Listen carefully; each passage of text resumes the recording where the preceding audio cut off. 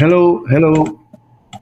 Good morning, good afternoon, good evening, wherever on a day that the world listening to this program from VOS. This is Mohammed Shillon in the United States with my co-host, Mr. Victor Mengot in Surrey, England. Today is Sunday, December 7th, 2025.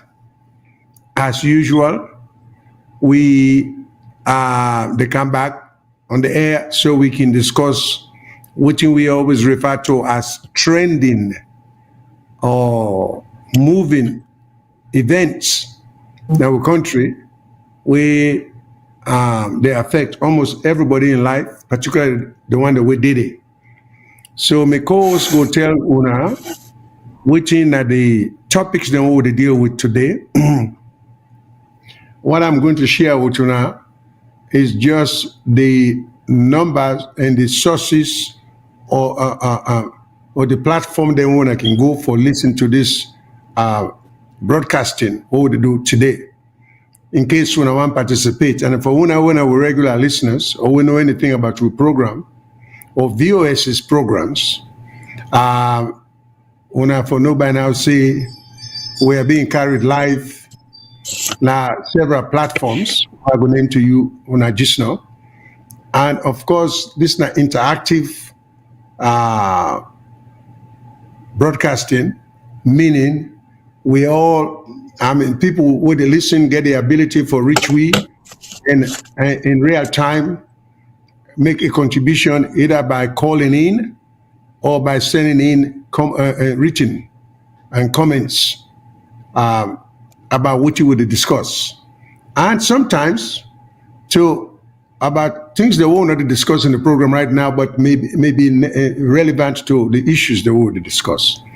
So, we are being carried on YouTube, we are carried on Facebook, we are carried on X, then Google Play Store and Apple App Store and so on. To start with, the main telephone number, or able to reach me for if you call and you get comments where you want to make, it will be the WhatsApp number when I let me put on +1 343 997 5828 +1 343 997 5828. You can reach me in a number there and accessible from any side within the world, unless the government or there's some restriction. Now, which country you there? Where on WhatsApp? Otherwise, you will be able to reach you without any cost to you. We also get a local radio station of Freetown, with 91.9 FM. So when you can able to tune in to that station, the 91.9 FM, and if you download the Google Play Store, the app from the Google Play Store, or the app from the Apple App Store, you will be able to get 91.9 FM for listening to we live. Now, going back to the various platforms, if you go on YouTube, just go on VOS Television, you should be able for reachway.com, or Facebook, VOS Television likewise, or X, we formerly then used for call on Twitter, also VOS Television. Then VOS Television website would be VOS or www.vostelevision.com. Likewise, you can go now www.vosradio.com. Then, as I say earlier, go to the Google Play Store or the Apple App Store, download the VOS app, and you could be able to forget the radio station, 91.9. We also get what we call the Diaspora Helping Hand.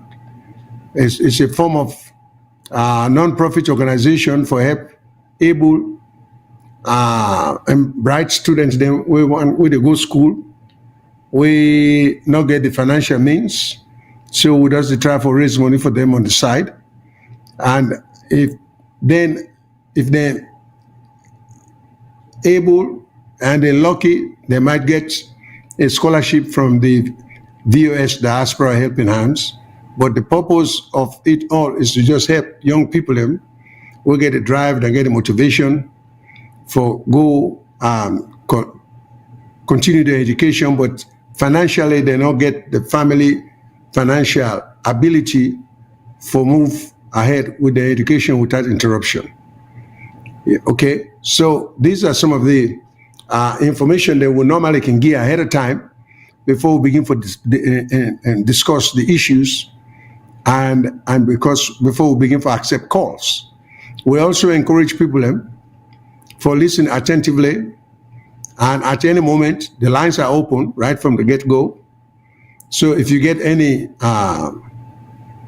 comments you want to make by way of calling in, please feel free to do so, and we'll go interrupt with presentation from time to time for answer to issues and or comments or analysis, whatever come through while the program is ongoing.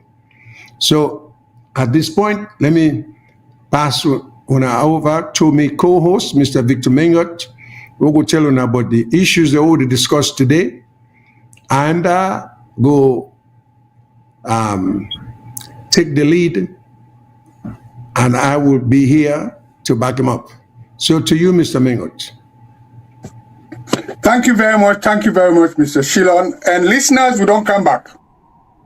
Today we get boku ti o an talk na di kutuku. And the issue we not say na Christmas ten no cancel. And when Christmas don't come, we get boku people where they pan gladi. We get brother and sister them and family where they come on the diaspora.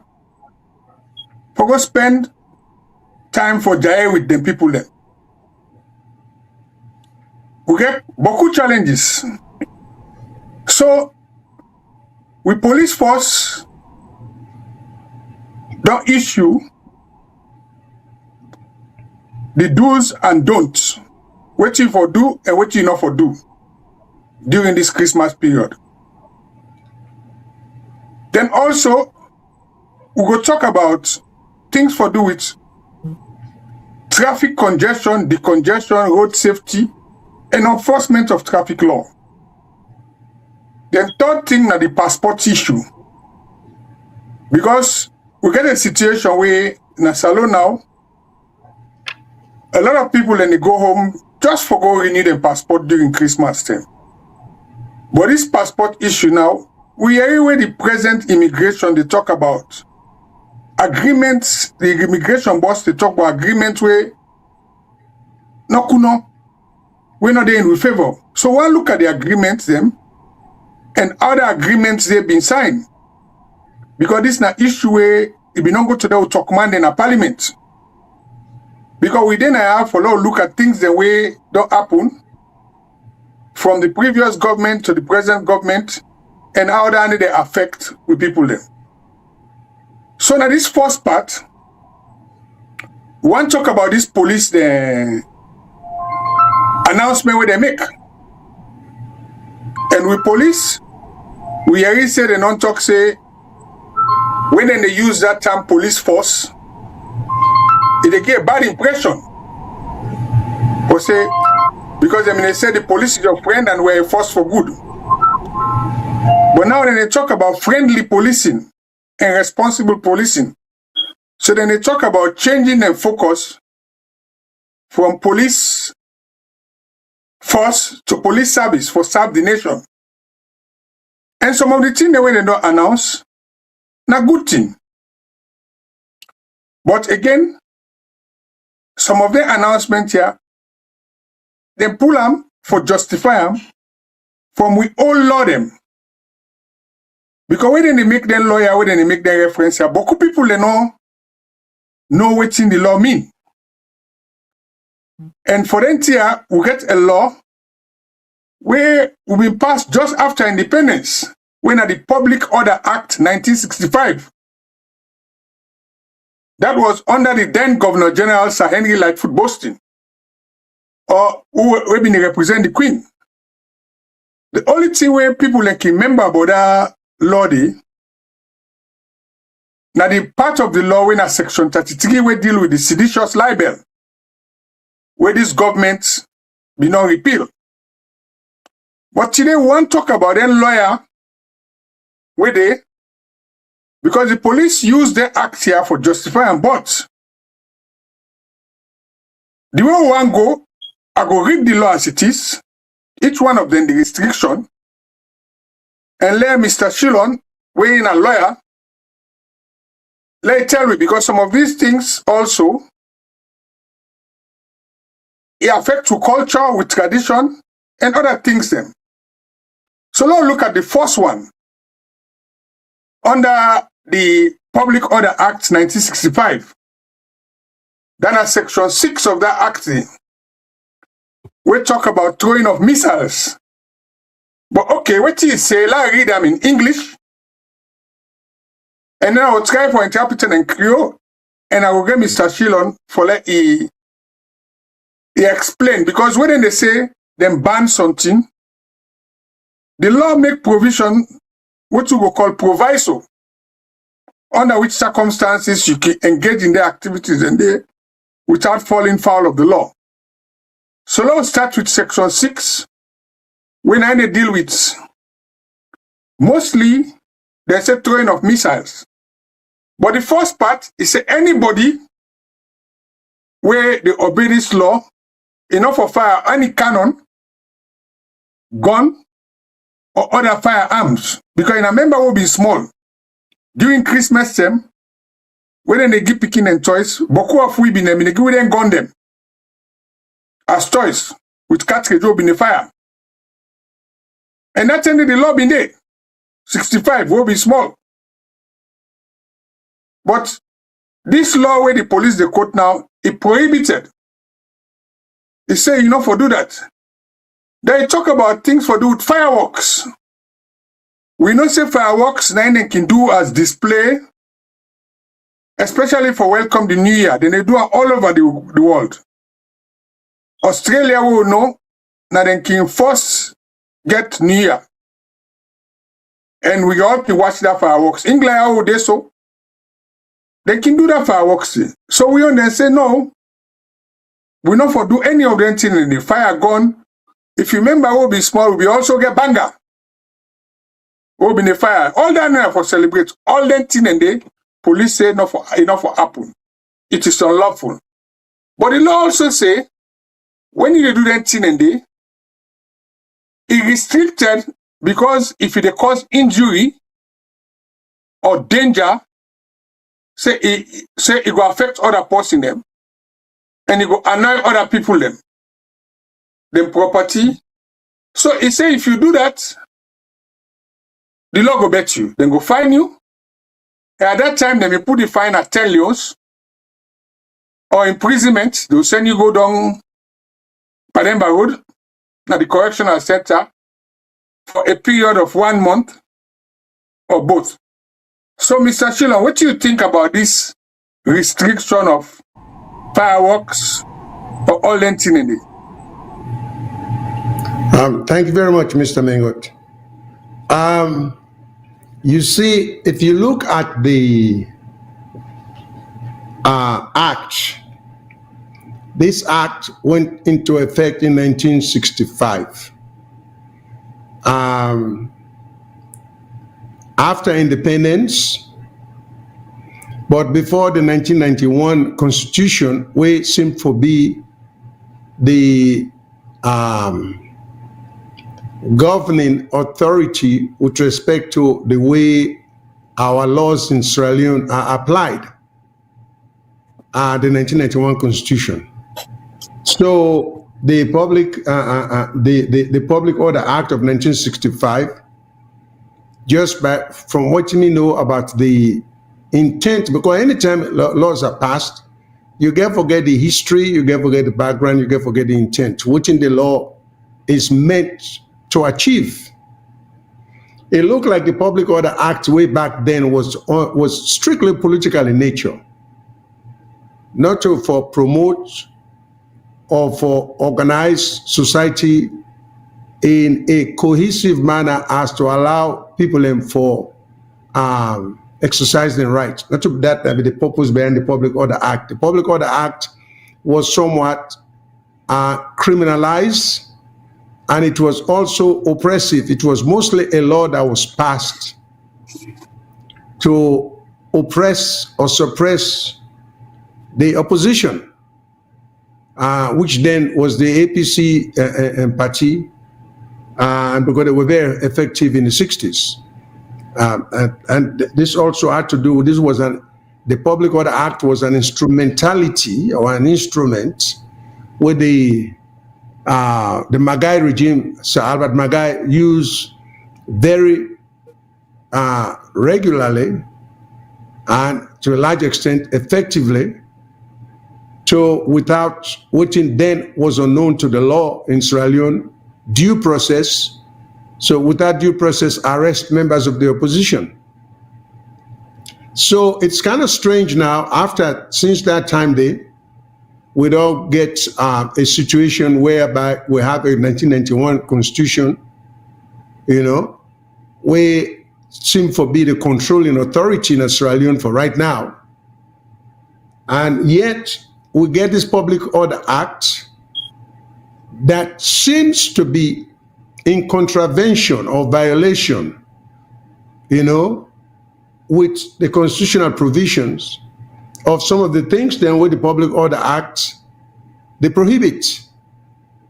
And surprisingly and disappointingly and appallingly, the government after government have not seen fit to try to reconcile these differences with that of the provision of the Constitution. Like I always say, I'm not a constitutional lawyer, but I'm a trained American lawyer. We get some basic, but in fact, some in-depth understanding of what a constitution means in the context of the laws of a nation, and we get a good understanding of what the purpose of a constitution is. So, because there is this misunderstanding in some of we countries then, and I always try to make clear, a constitution for a country is a set of laws that put restrictions on the ability of the government. Contrary to popular belief, the constitution not to restrict the movement, the rights of people. The controlling of our activities in society, that's being done legislatively by parliament. The constitution which supersedes and which under which even parliament has to comply, that the constitution itself is what governs the act of parliament, the executive, and then put restrictions on government as to beyond which they cannot go. So a constitution basically is for restriction being placed on the government as to how to observe, protect, and promote the rights of individuals. But I think sometimes we get it all mixed up in the early years, and we can still find some of these things. Some laws that should have been legislative matters became constitutional matters. Something then which would have just been statutory issues, some basic violations of restrictions on the conduct of people, they became constitutional issues, which is not the purpose of a constitution at all. So now this Public Order Act, now we see it's being used in this day and age, which I have repeated time and again, time and time again, saying, well, lawyers then back home need to do more than they are doing in terms of challenging some of these laws.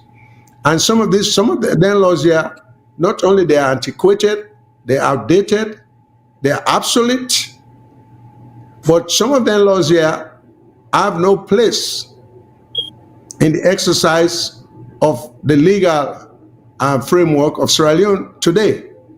Yet they've been used to restrict constitutional rights of people.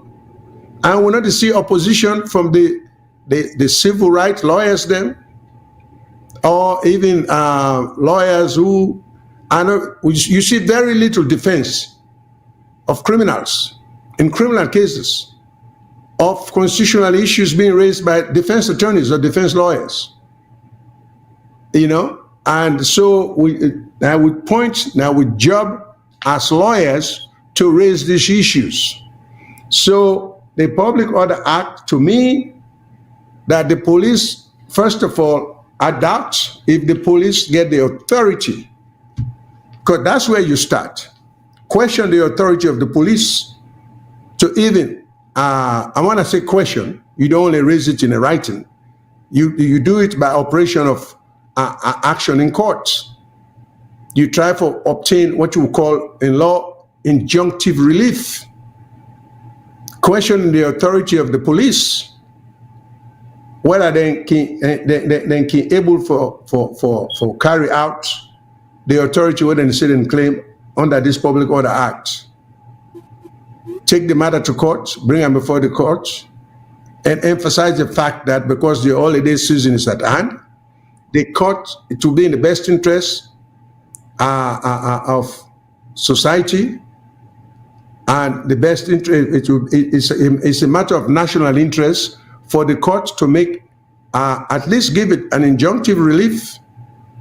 And if the court is interested in getting into the facts or nuances of the law, then can do it after the holiday season. But for now, let the court prohibit the police from being able to exercise the power within the claims for B, for restrict activities like Section 6, where Mr. Mengot mentioned about fireworks, because from my perspective, there is a lot of vagueness in the law.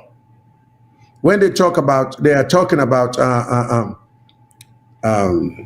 Section 6, which gets something for do fireworks display.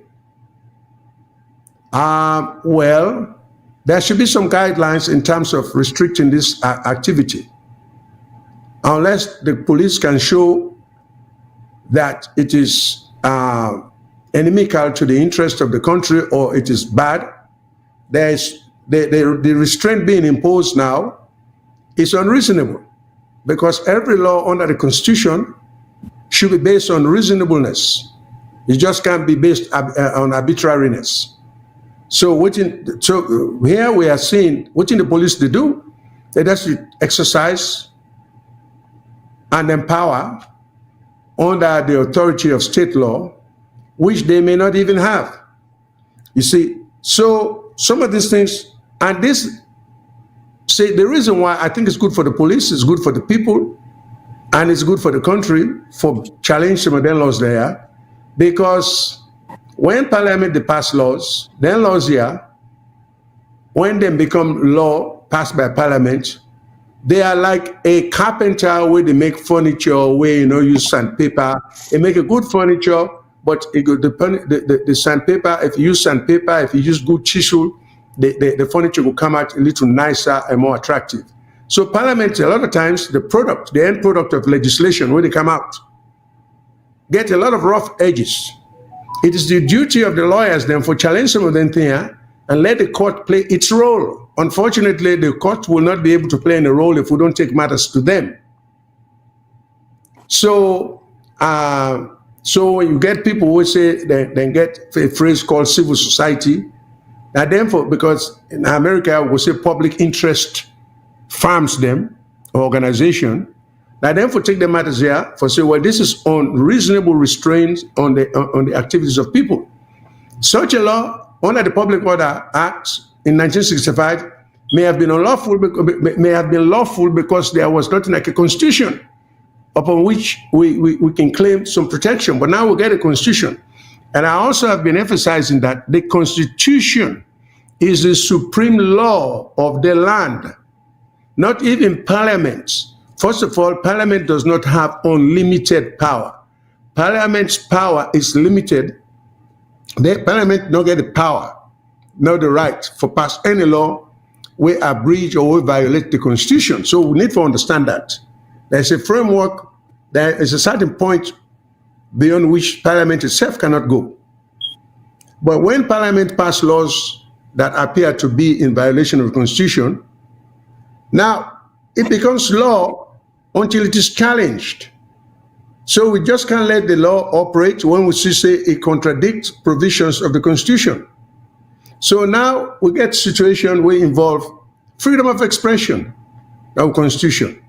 We get a situation where involve freedom of movement, freedom of association, freedom of assembly.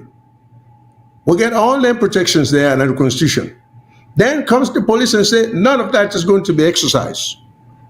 And you say, says who? And you say, the police say, well, that's what we say.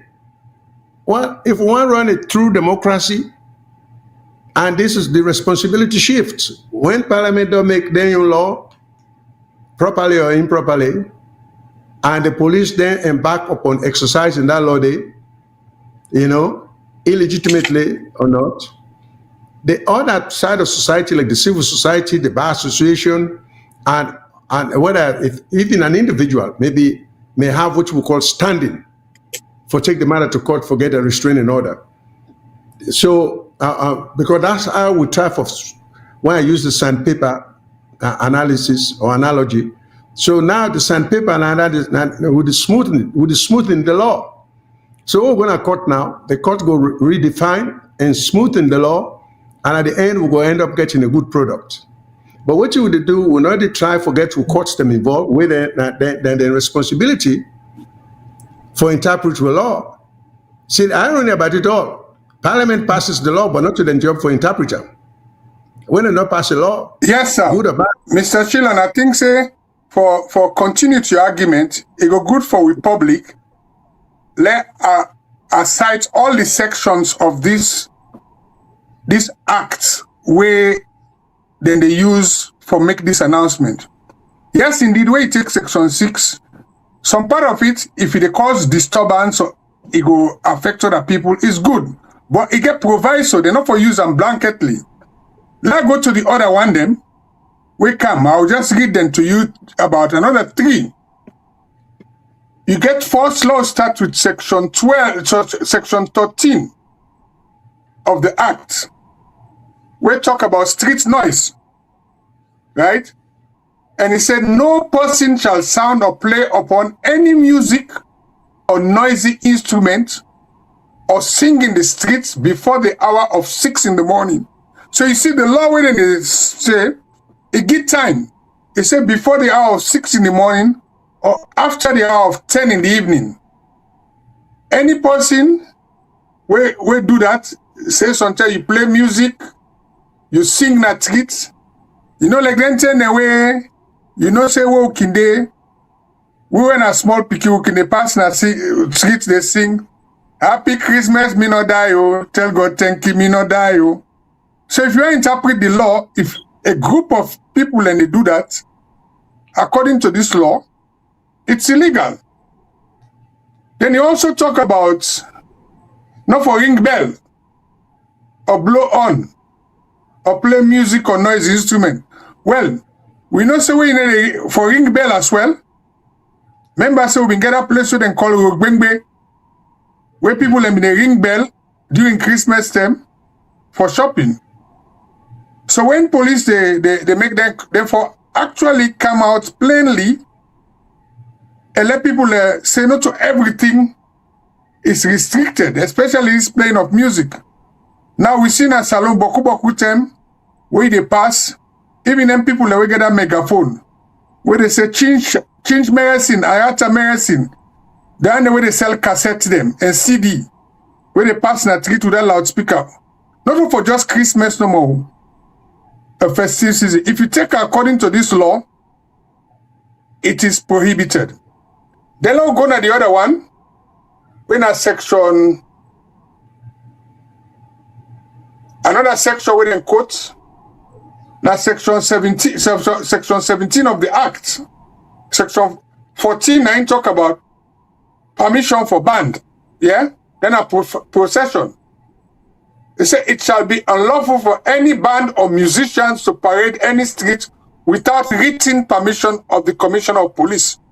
Now that same public order acted and they use 30 days. Like if you want, like where you can pass that street, you get them banned the way they play, you know, they are prohibited. Even in church, then they say, well, the church, they if they say want make procession, then therefore go get permission from the police. The next one, we come under section 616, nothing for do with section 17. Now, the one the way they deal with like masquerade, like devil, you know, so we know they pull devil then Christmas and New Year time. Now they ban all the devil day, but if you check the law, then in our culture as well, but say any person who is sent to take part in organizing or holding any procession shall firstly notify the Commissioner of Police in writing. So in other words, the police get the discretion. Yeah.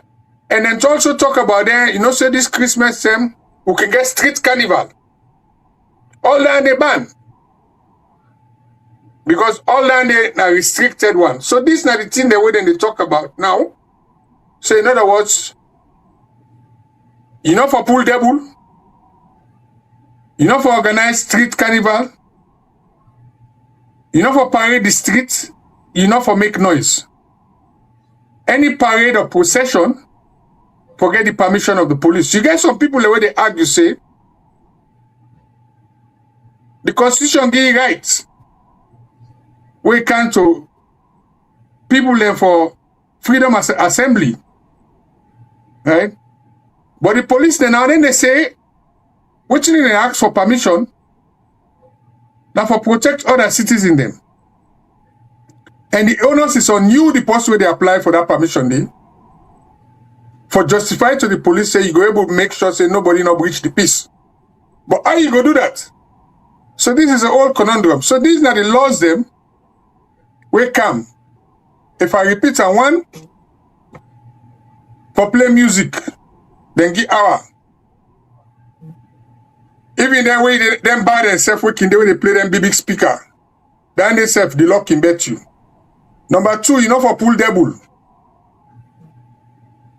Masquerade, you know go do that. Number 3, you know for take ban you then a treat. Or sometimes they even the one the way they do promotion where they na van them with a loudspeaker. Then they say if you want to do them, the police will get for be involved. So now this is all the thing and now we camp and protecting the public, noise abatement, citizen forget for whether they rape and enjoyment. We now the police now then get for now determine how you go do them, who say you go do them, when you go do them, or whether you go do them at all.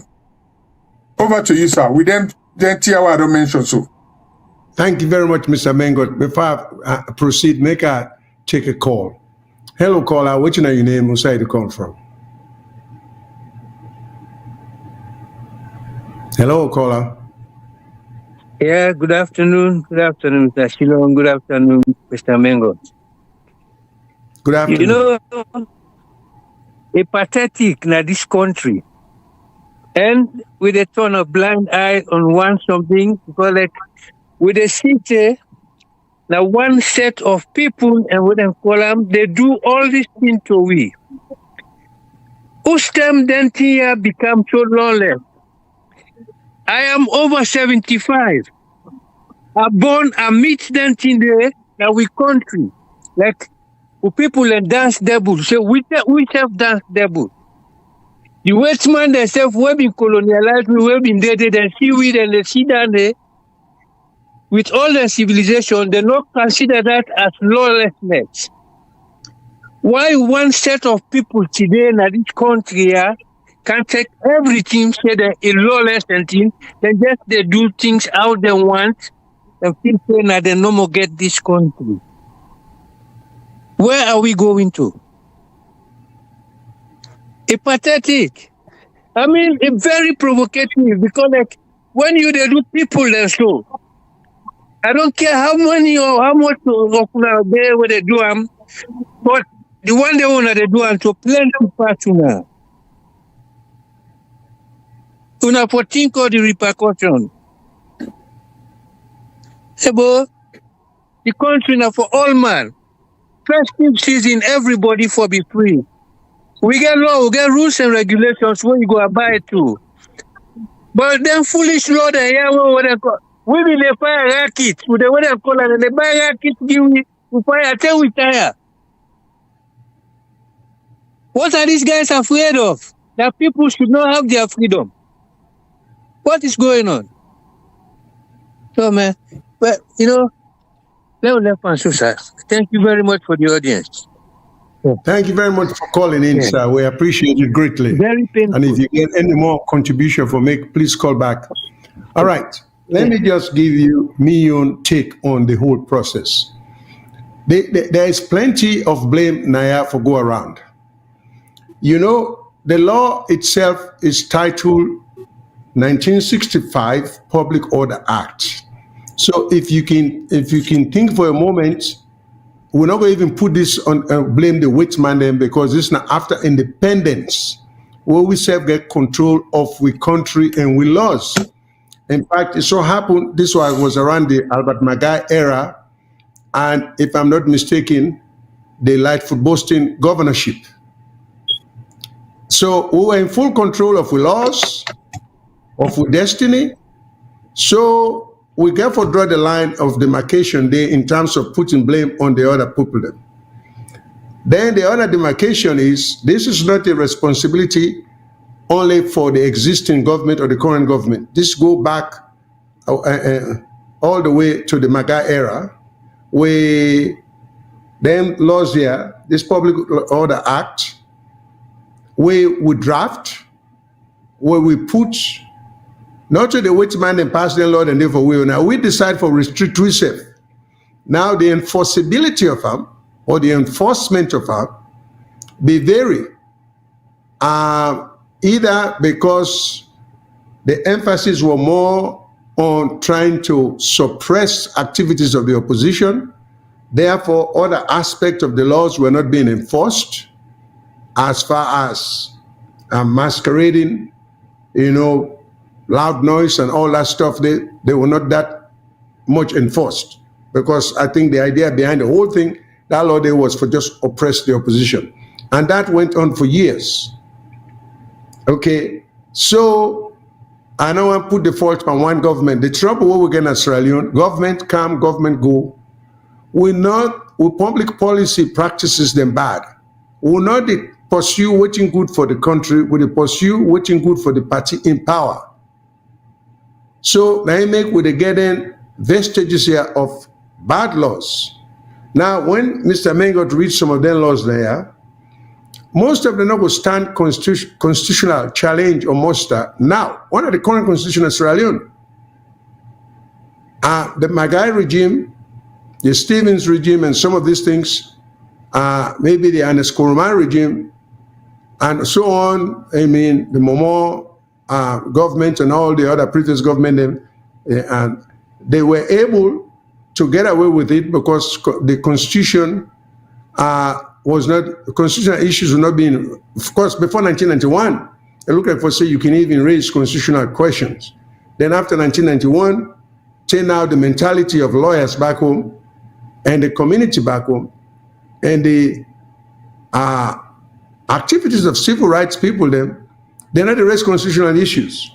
So I understand the frustration of the caller just now where they say not to one the country, not to one set of people in Fokam, but this, whatever advantage the current government is taking of the laws, these are laws that were in effect and are still in effect that were imposed on the country before the current government. You got to give credit, or you have to call a spade a spade.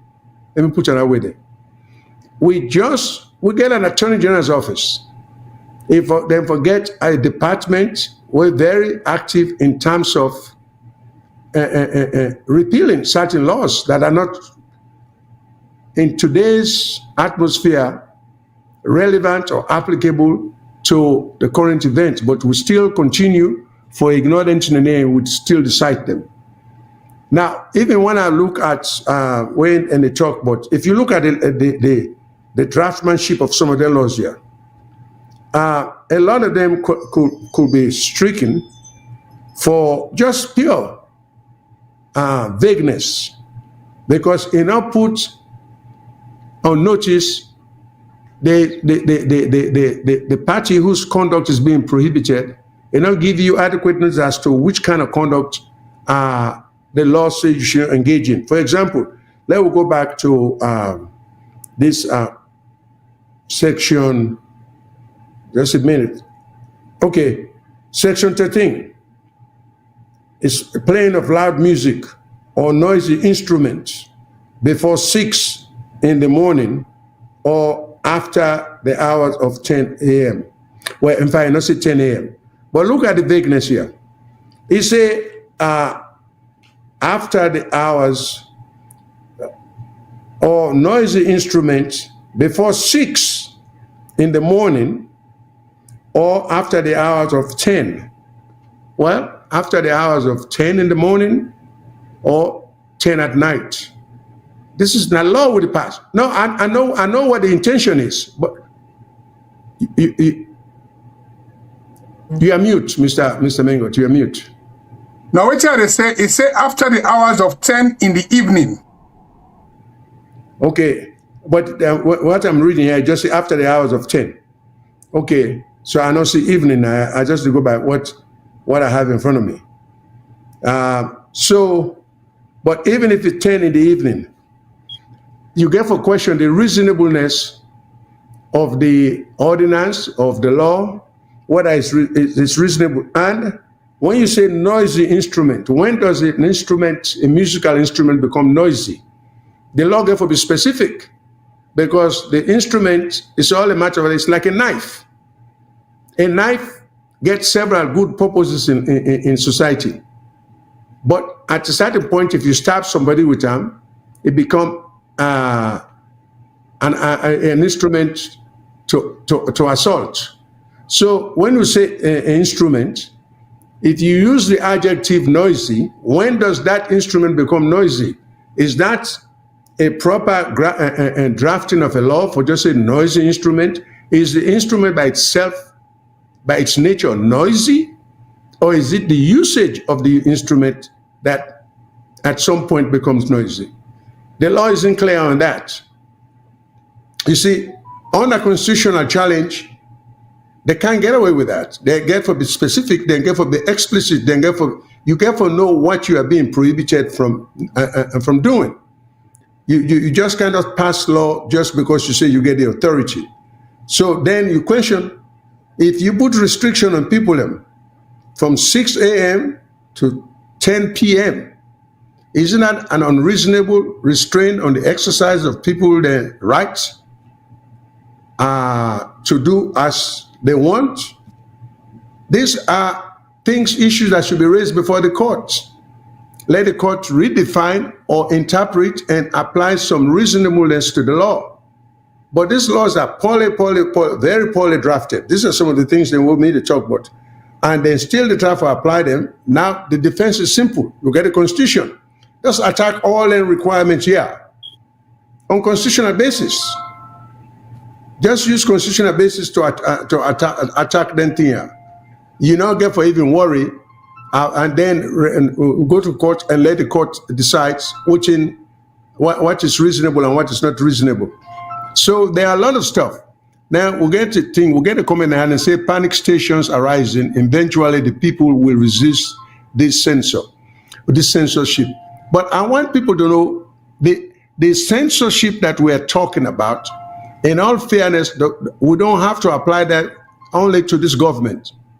Because these are laws that went to this government rights. That laws there, Mr. Mengot, correct me if I'm right or if I'm wrong. These are laws that were passed during the ages. So it's just that it becomes more pronounced because this government is taking advantage of the laws as they are written to suppress constitutionally protected rights. right to assemble, right to free speech, right of movement, So these are some of the things they want me to talk about. A government frightened of its own shadow. This is another comment I'm reading. It could be that the current government is frightened by its own shadow. But I want to emphasize that they are taking advantage of a law or laws that were in the books before they even came to power. So we need to just observe them things there. Let me read another comment. In a real, fully functional democracy, citizens have the right of association to criticize and to demonstrate our unhappiness at our government. Correct? So why are we allowing it to happen? Why are we allowing the police to just come and take away certain rights that people have under the Constitution? And why is nothing being done about it? And if something has to be done about it, what are the mechanism by which an action is taken? If Parliament, if such a law is still being exercised, civil society or people whose movement are, for example, there was a situation where the police stopped certain ladies, them will meet for discuss the Kush problem. And the police go and disband them and say they're not supposed to meet and talk. That's a violation of the Constitution. So then ladies, then they as a group, or one of them could have taken the matter to court and challenged the police and power for prohibit them from meeting and for discuss Kush. They were not in violation of any kind of law. There was no legislation that would say you cannot discuss Kush in a group. But you see, so the police, even the police themselves, they don't know the extent of their power, or they don't exercise extrajudicial power over something they have no guidelines about. That's what the courts are for. But we are making the courts get away. We're not get the courts them. Well, lawyers are not or the civil society people are not doing what they are supposed to do to get the courts busy. So the police gets away with all kinds of things that they are not supposed to be getting away with because we get a Constitution. Now, there's a thing here that says this guy with all their education, their minds are colonized. Could you imagine their attempt to bring back colonial policies in place, even though we've gained our independence 64 years ago? Well, they're not even bringing it back. They just left it there. It's been, well, in a way, now we bring them after colonialism. So I'm not so sure if in a colonial, you could say colonial mindset, according to the Englishman passed the Public Order Act for we. So I don't think it got anything to do with colonialism. I think it just gets a lot to do with a lack of understanding of what, and we're having difficulty still trying to separate with system of laws. We are unable to move away from the British common law to a constitutional system of law. I think that the problem they will get. So because of that strain, we are not able to argue or raise constitutional issues, which I'm sure if they raise, the public will always win. Because the police, they use a lot of power the law not give them. When the police invite you from nowhere, they say, we want to talk to you. Where did they get the power from? I mean, if there's such a law, it should be unconstitutional. But we just accept that. So when the police invite you and then they use the phrase invite, for all I know, when you invite somebody, he's at liberty to accept the invitation or not. But instead of they use the word order, which I think is what is practically happening, the police, they order you to the station for can talk to you. Then I order you to appear. You've been ordered to appear. But why do they use the phrase you've been invited? If I'm being invited, I have the option not to accept your invitation. Well, why is it not being contested to this day? We just let the practice in place. It's beyond me. And it's not, the thing is not going to change itself. Somebody has to make a move. And then people then say, oh, the court's not going to do this, the court. Don't worry about what the court will do with it. If the court want to make the fool of themselves, ridicule themselves, that's their prerogative. Let them do so. Bring the matter to court. Don't worry about, because you give the court a pass When you don't decide, say they're not going to act, you just make it easy for them. They're going to always come back and say, well, if you bring them before, we will take action. So, this is heavy lifting. Every segment of society get a duty for do this lifting. Parliament then pass their own law, whatever their consideration is, when they don't pass and they don't pass them. You get civil society, where supposed to challenge their laws there if they affect constitutional rights. What are they doing? So then get for doing their own lifting. The legal profession, they get a role for play. The courts get a role for play. If the court decides, say, they don't want to deal with civil rights, constitutional rights, well, history could judge them that way. For say they were extremely irresponsible, and that they not help for develop with institution of the court system. They just left and make it die a natural death. So if that's the legacy they want for left for the legal profession and for the judiciary, so be it. But everybody gets responsibility now. But what you will find out is a total misinterpretation of which the responsibilities are. So Parliament passed a lot of bad laws, no question about it.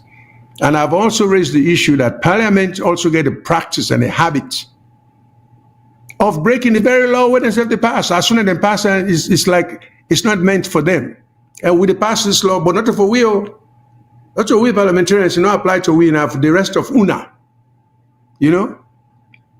So let me read another comment. There's a thing here saying, the least this government can do is allow a time limit for social events with the presence of the police instead of a blanket ban.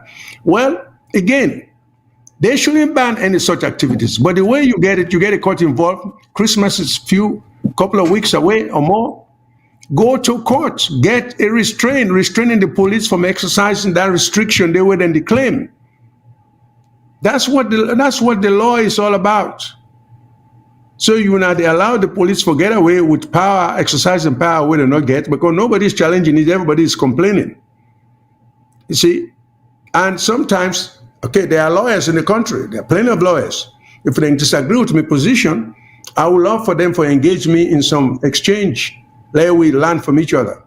But I'm telling you, until then, and I don't want to restrict this prohibition on the BO government, because they're just taking advantage of a law that was of laws that are in the books.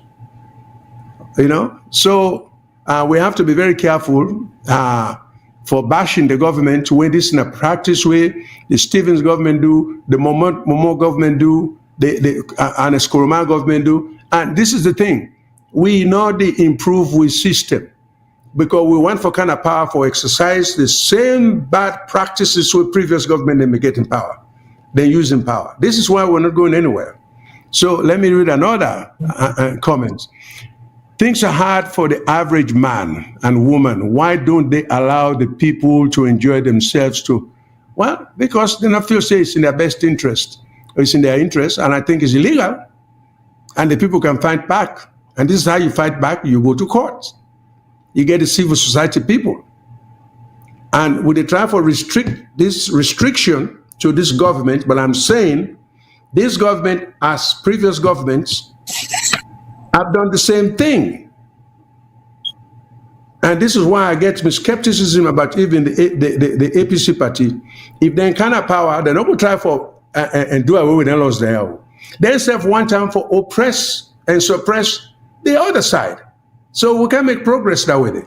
We get all them big time lawyers. I think you get some lawyers in our country where you get maybe 50 Harvard degrees.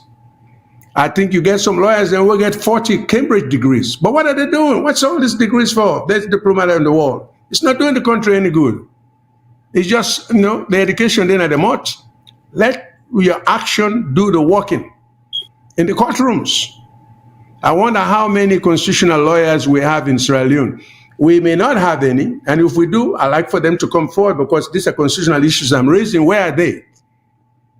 If we have them, they need to come forward for help society, for straightening some of the laws there.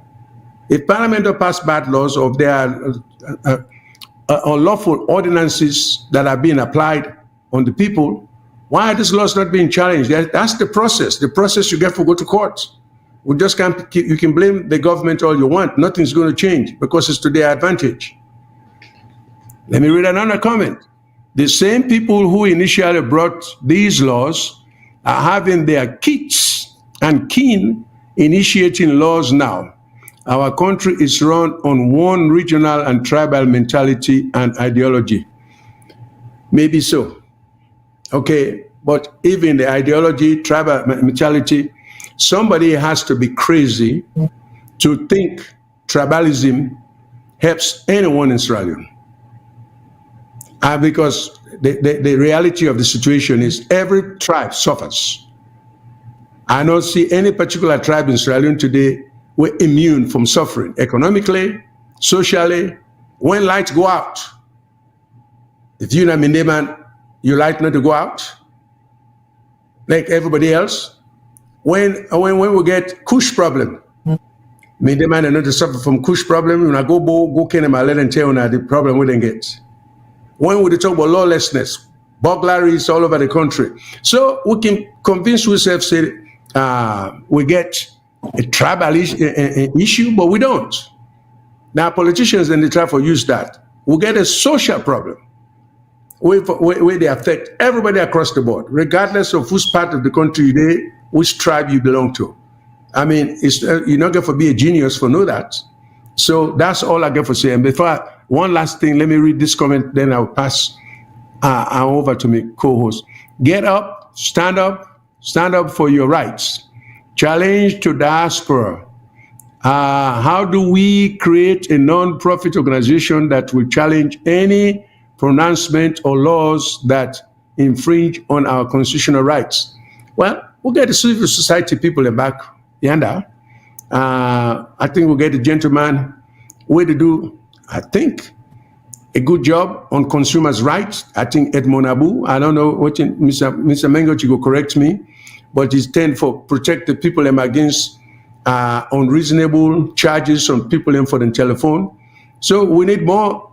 Is his name Edmond Abu, Mr. Mengo? I don't remember, but yeah, he is. I think okay.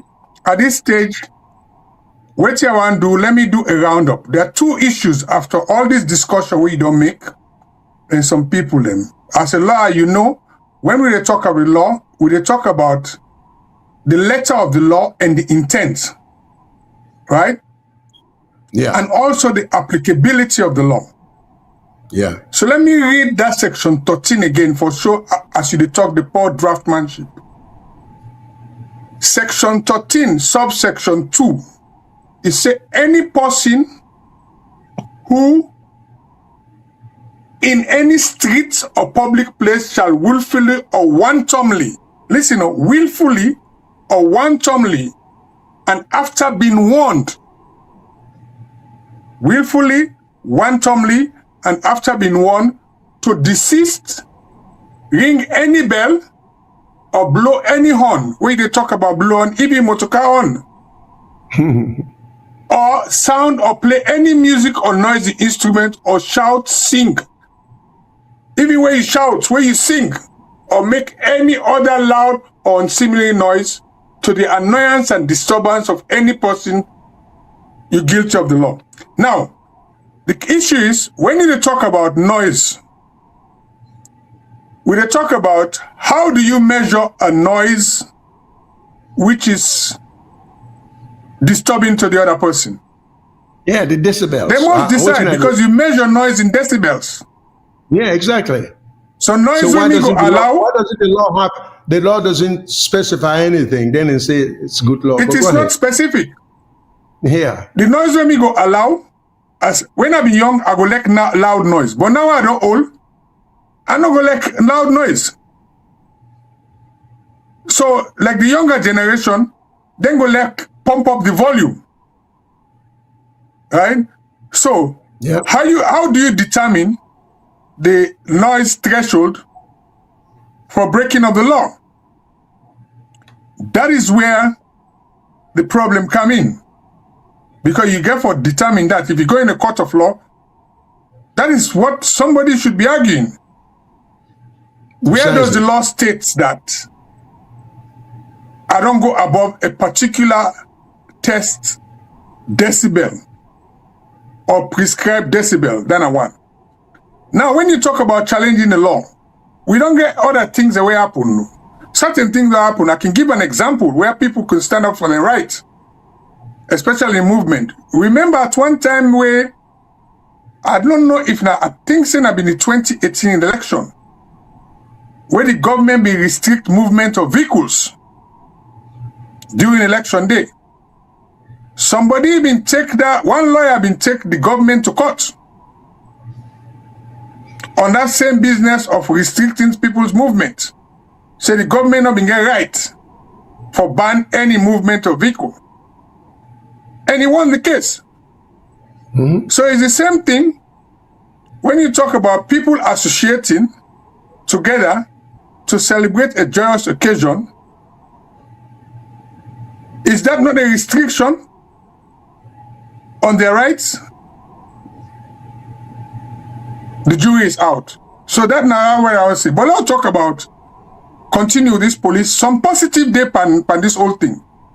And this is something where some of the announcement where they make, which some of we, especially with people in the diaspora, for be aware of.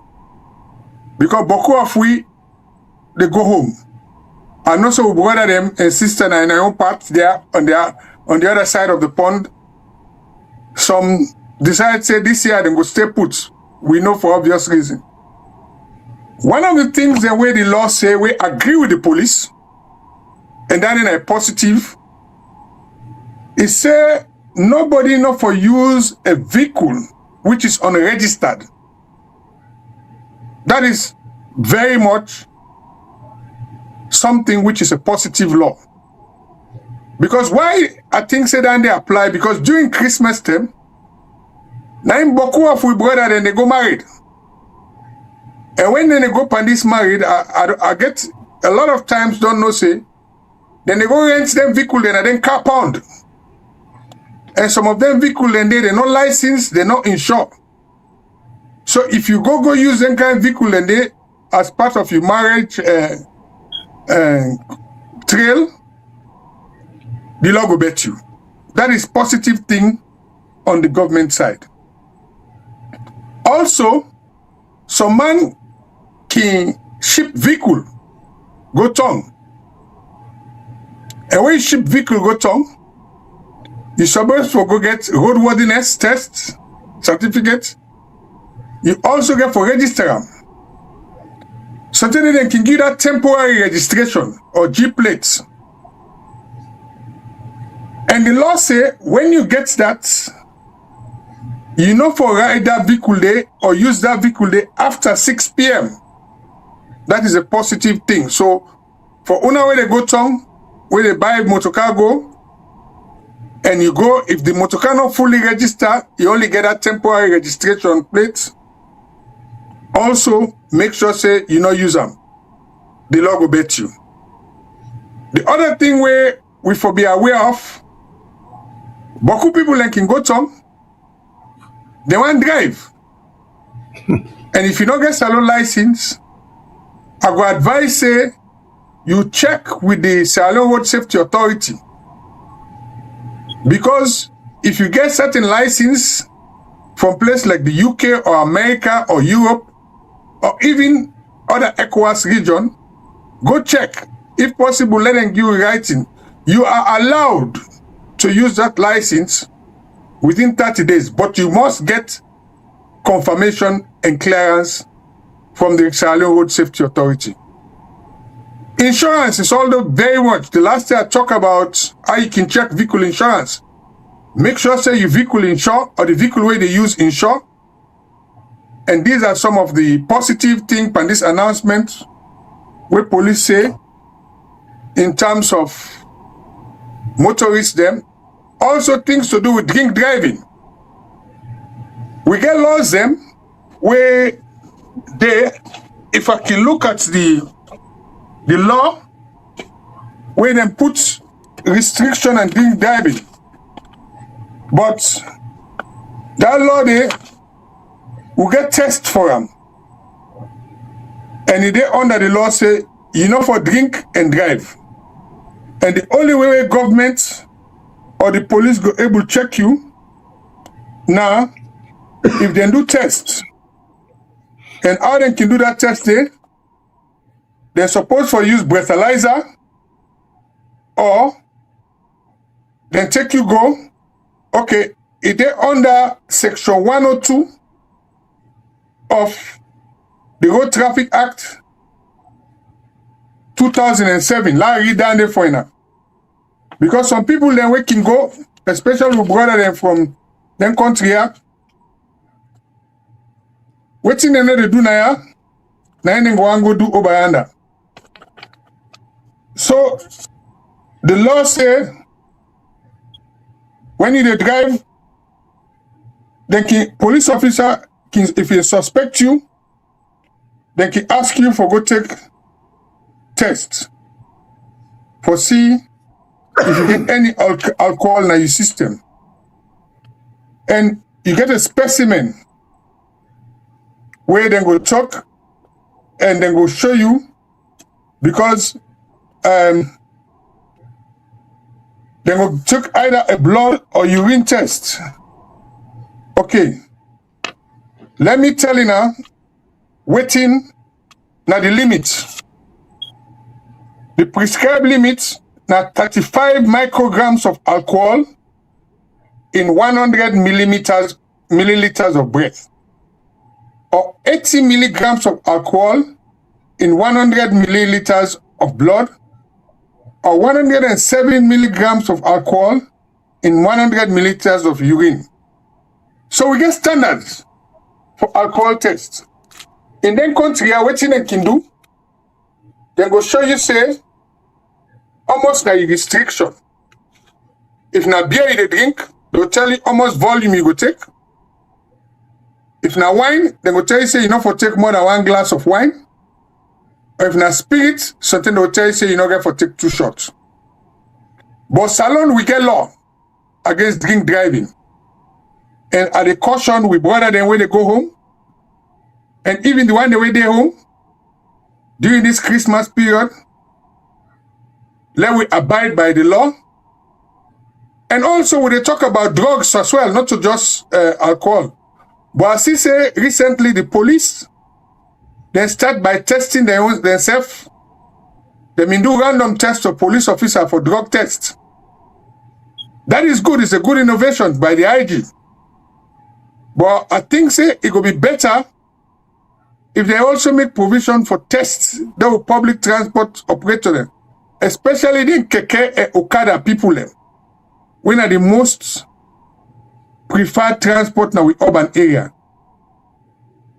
Driving under the influence, as they call them, whether drug or alcohol, you know they only put yourself at risk, you put other people at risk. Let's stop here, and if you are up more on this, then we can go on the second part of we discussion again on this safety matter, where we see say the police, the SLRSA, force them in sign agreement to the RSLAF, where some of we rub much on that talk there, I see they don't bring the police in and certain things and they where the police they want to do, which is in the best interest of we nation. But again, down there again, we got for look at not just for Christmas, but all over. Over to you, sir. And see how I don't see. Thank you very much, Mr. Mengot. You mentioned some of the good things then, where they pan the law, where the police, where empower the police for act certain way. And I agree. In fact, one of the credits I could get for the police, they have nearly taken upon themselves for do surprise raids, drug raids, you know, even to the point of even trying to test the young people. Then you also talk about like some prohibition against people who they come, might want to go get married and might want to go rent cars, that some of which may or may not be registered, or some of which may not have been tested for roadworthiness, and some of which may not have insurance coverage. But again, this is where enforceability or enforcement comes into play. because now the purpose of the laws, them the restriction. A vehicle on the road has a likelihood for injure someone because of poor operation of that vehicle there, or maybe because of mechanical defect. So what happens? The government in duty for make sure say any vehicle waiting on the road is insured. So it's in case someone suffered any injury as a result of the negligent operation of that vehicle there, that person will be compensated. Now the government then duty for make sure say the vehicle is roadworthy. And the government then duty for make sure say if you rent a vehicle, and there should be laws, because there should be laws against renting a vehicle that does not meet all the requirements here: insurance, roadworthiness, registration. No establishment should be allowed to register. To rent a vehicle that is unregistered, that is on road, is not roadworthy, and has no insurance. So there should be specific laws with respect to that before you even come to the operation of that vehicle. Because if we not do that, then the people and where people go get a car from or a vehicle from, they are cheating the public. You see, so the police to do them best. So then they try to enforce the law as it is. We try to make sure say the law is fairly, constitutionally applied. So if everybody to do their own responsibility, the system will work. I think the system not work. We get uneven application, and people still don't understand their own responsibility. Because the police, for example, you can't tell the police say, what does the police do with an unregistered vehicle when the police has suspicion or no evidence, because suspicion alone might not be enough.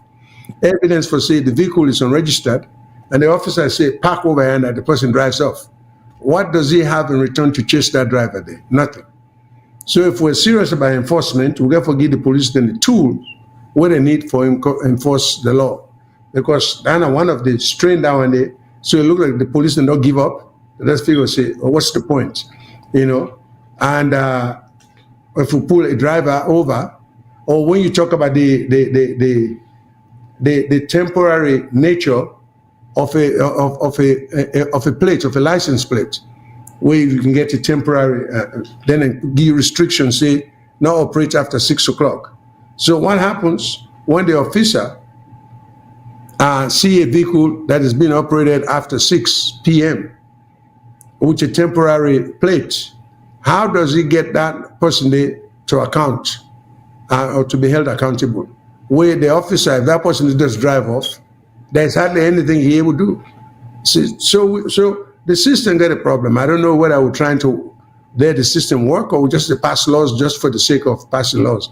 But any law will pass, we're going to think about the fact that they have to be enforced, because people, no matter what kind of law you pass, people then will break the law. Some people intentionally, unintentionally, could break the law. So if you're not getting any intention for enforce the law, so where does that leave society? And where it leaves us is what we're seeing right now in the traffic system in Sierra Leone. Everybody does do what they want, how they want. So there's a lot. But from my own perspective, me just to suggest, these are things that are not beyond our ability for control. I think now the willingness to do what it takes to get a more organized society now, will not get a commitment there. That's what it seems like to me. Because they are not complicated things. We live now, other people in the country, we see how they enforce the law, we see what you need to do. Why can't we do the same thing? It's just like I was asking somebody, many times I've asked people, you go in a cemeteries, them now, the cemeteries are so well kept, well known, everything is so organized. This is not empty ground, this is just ground. It's a piece of art. So why are we not able to organize cemeteries the same way back home? We're not talking about for build a multi-story building. And just ground, cut the grass, make it look decent, We're not able to do that there. So you begin to wonder, say, well, what is our problem? You know, anytime you go to any cemetery in a Freetown and we don't get standards. I know that as a fact because they're supposed to try to get them in there because all the years when they only get one cemetery back of Sikisli. I don't even know if that cemetery they get a name. But I one cemetery in the old town, and Bo was a very big town and still, in fact, much bigger now. People can go for walk out for miles for go bury somebody, you know. And I don't know if they have multiple cemeteries, but my point now where they say, I doesn't make a comparison. Not even a cemetery will not take much for organize. Are we doing right? So I do not understand what the problem is. Why now Freetown, where you want to go bury somebody, now bush, you get for begin go cut tree. If the burial get for take place at 3 o'clock in the afternoon, people then for them going to the cemetery by 8 o'clock in the morning for begin cut down all the extra growth then in the day, passage for going at the grave site. You know, we just get for be a little more serious than that and take society and responsibility more serious. That's all I'm saying. So all the laws they're on the books, but we're not enforcing them. So it looked like for some we not get them at all. So that's what I have to say. And because a lot we can do, nobody's going to come and do it for ourselves. If we left and so, that's so the system will go bad. Then one for blame existing government, but another government can today, if they not come with the mentality for change things for the better and for improve society, make things more efficiently done, will be complaining about the same thing, no matter which party they're in power. So back to you, Mr. Mengot. Okay, again, you don't talk about enforcement of the laws here and everything. The problem we'll get, I will come explain that now because we do things in silos. What I mean by silos, we not look at the whole system. But the police also, if you can read the statement they were that person they write before I continue. Yeah, it say, but my dear gentlemen, in Sierra Leone, you can drive a car but can't read traffic signs or acknowledge of the highway code. Isn't that ironic? Well, yeah, but as a society, we have to make it accessible to everybody. Yeah, you can drive a car and can't read signs. When we say read signs, reading of signs doesn't have to necessarily be in letters. They could be in diagrams and pictures, you know. So if you see a picture of a woman of something in skirt, your common sense tells you say a woman, you don't necessarily get for say woman. So now with society down there, now we get for do what it takes for bring ourselves up to standard and make sure, and we know say people are not to the all go school, so they can read, but we still, that's what the resourcefulness, the creativity is all about. Let's be a little more creative. And we can't apply societal rules based on just being able to read English. We should be able to read signs. We should be able to get more of, and you know, communication only not depend on the ability to read. Communication also involves sign language and so many other things. So I appreciate the gentleman saying what he did say, but that's the challenge posed to we. You know, that's the challenge that we posed to we for let we become resourceful, creative, and all so on. I have an answer, but let me read one more comment. Nobody at my age, having his or her senses, will not know that our politics is tribal and regional. Interpret tribalism properly and check the history. Milton, Albert, now Mada, who are they? All right, well, I leave that to the answer of we can discuss that as a topic if in the future. Please, okay, we have sir. a caller. Yeah, let me take this call, Mr. Mengo. Then hello, caller. What's your name? Who's you call from? Yes, sir. Hello, caller. Mr. Mengo, still on. Well, thank you. This is Alpha Say they call from Alaska. Thank you very much, Mr. Sisi. Thanks for calling. Yes. Concerning about people that we not registered or we not insured. We ship motorcar na salon na Wataki. Before the vehicle and they come out na Wataki. You get for register them, and then you also get for get insurance. And that insurance, that one-time fee, we don't pay them, they pay like monthly. So how them vehicle can they out? Because if you, like I said, if you not register them inside Wataki, you not get insurance, you not take the insurance thing, your vehicle not come out at Wataki. So how them vehicle and they end up out is in through Guinea, because when they come on at Guinea, they can get through temporary plates, and when they can Salone, and then that's my question for today. Well, even with the temporary plate, I think they still they should require insurance. I mean, insurance should be uncompromised. It should be uncompromised. And no matter whether it comes through Guinea, through Liberia, once it gets on the road in Sierra Leone, it should be insured before it is driven even an inch anywhere in Sierra Leone. I think that's the law, but enough for be any way around it. Mr. Mengot, back to you, sir. Okay, so let's continue. And just for people them, I want to play another video for see what the police don't do. Then I will explain like what you say, how we can use modern technology for enforce the law. The point is, law not just use technology because of other ulterior motive. And I will explain why they say that. If the control room can play this short video for we will see say the police don't install camera, CCTV camera in that Lumley area. Then I will talk about how we can try for improve on that system there, not just in the Lumley area, all over the place. Control room, let's just play this police video. All right. Okay, let's take the call first, then we'll play the video. Hello, caller. What's your name? Who's the call from? Hello, Mr. Megan, Mr. Shiloh. Good evening. This is Omar man. Good evening. Oh, Mr. Omar. Yes, sir. Long time. Yeah. If it's the same, Mr. Omar, we are happy to hear from you. It's been a while. Yeah, exactly. Yeah, I don't listen the old program. Very interesting, one thing, Mr. Mengot, Guinea where they near we now. They don't put cap on motorcar, type of motorcar where they enter with.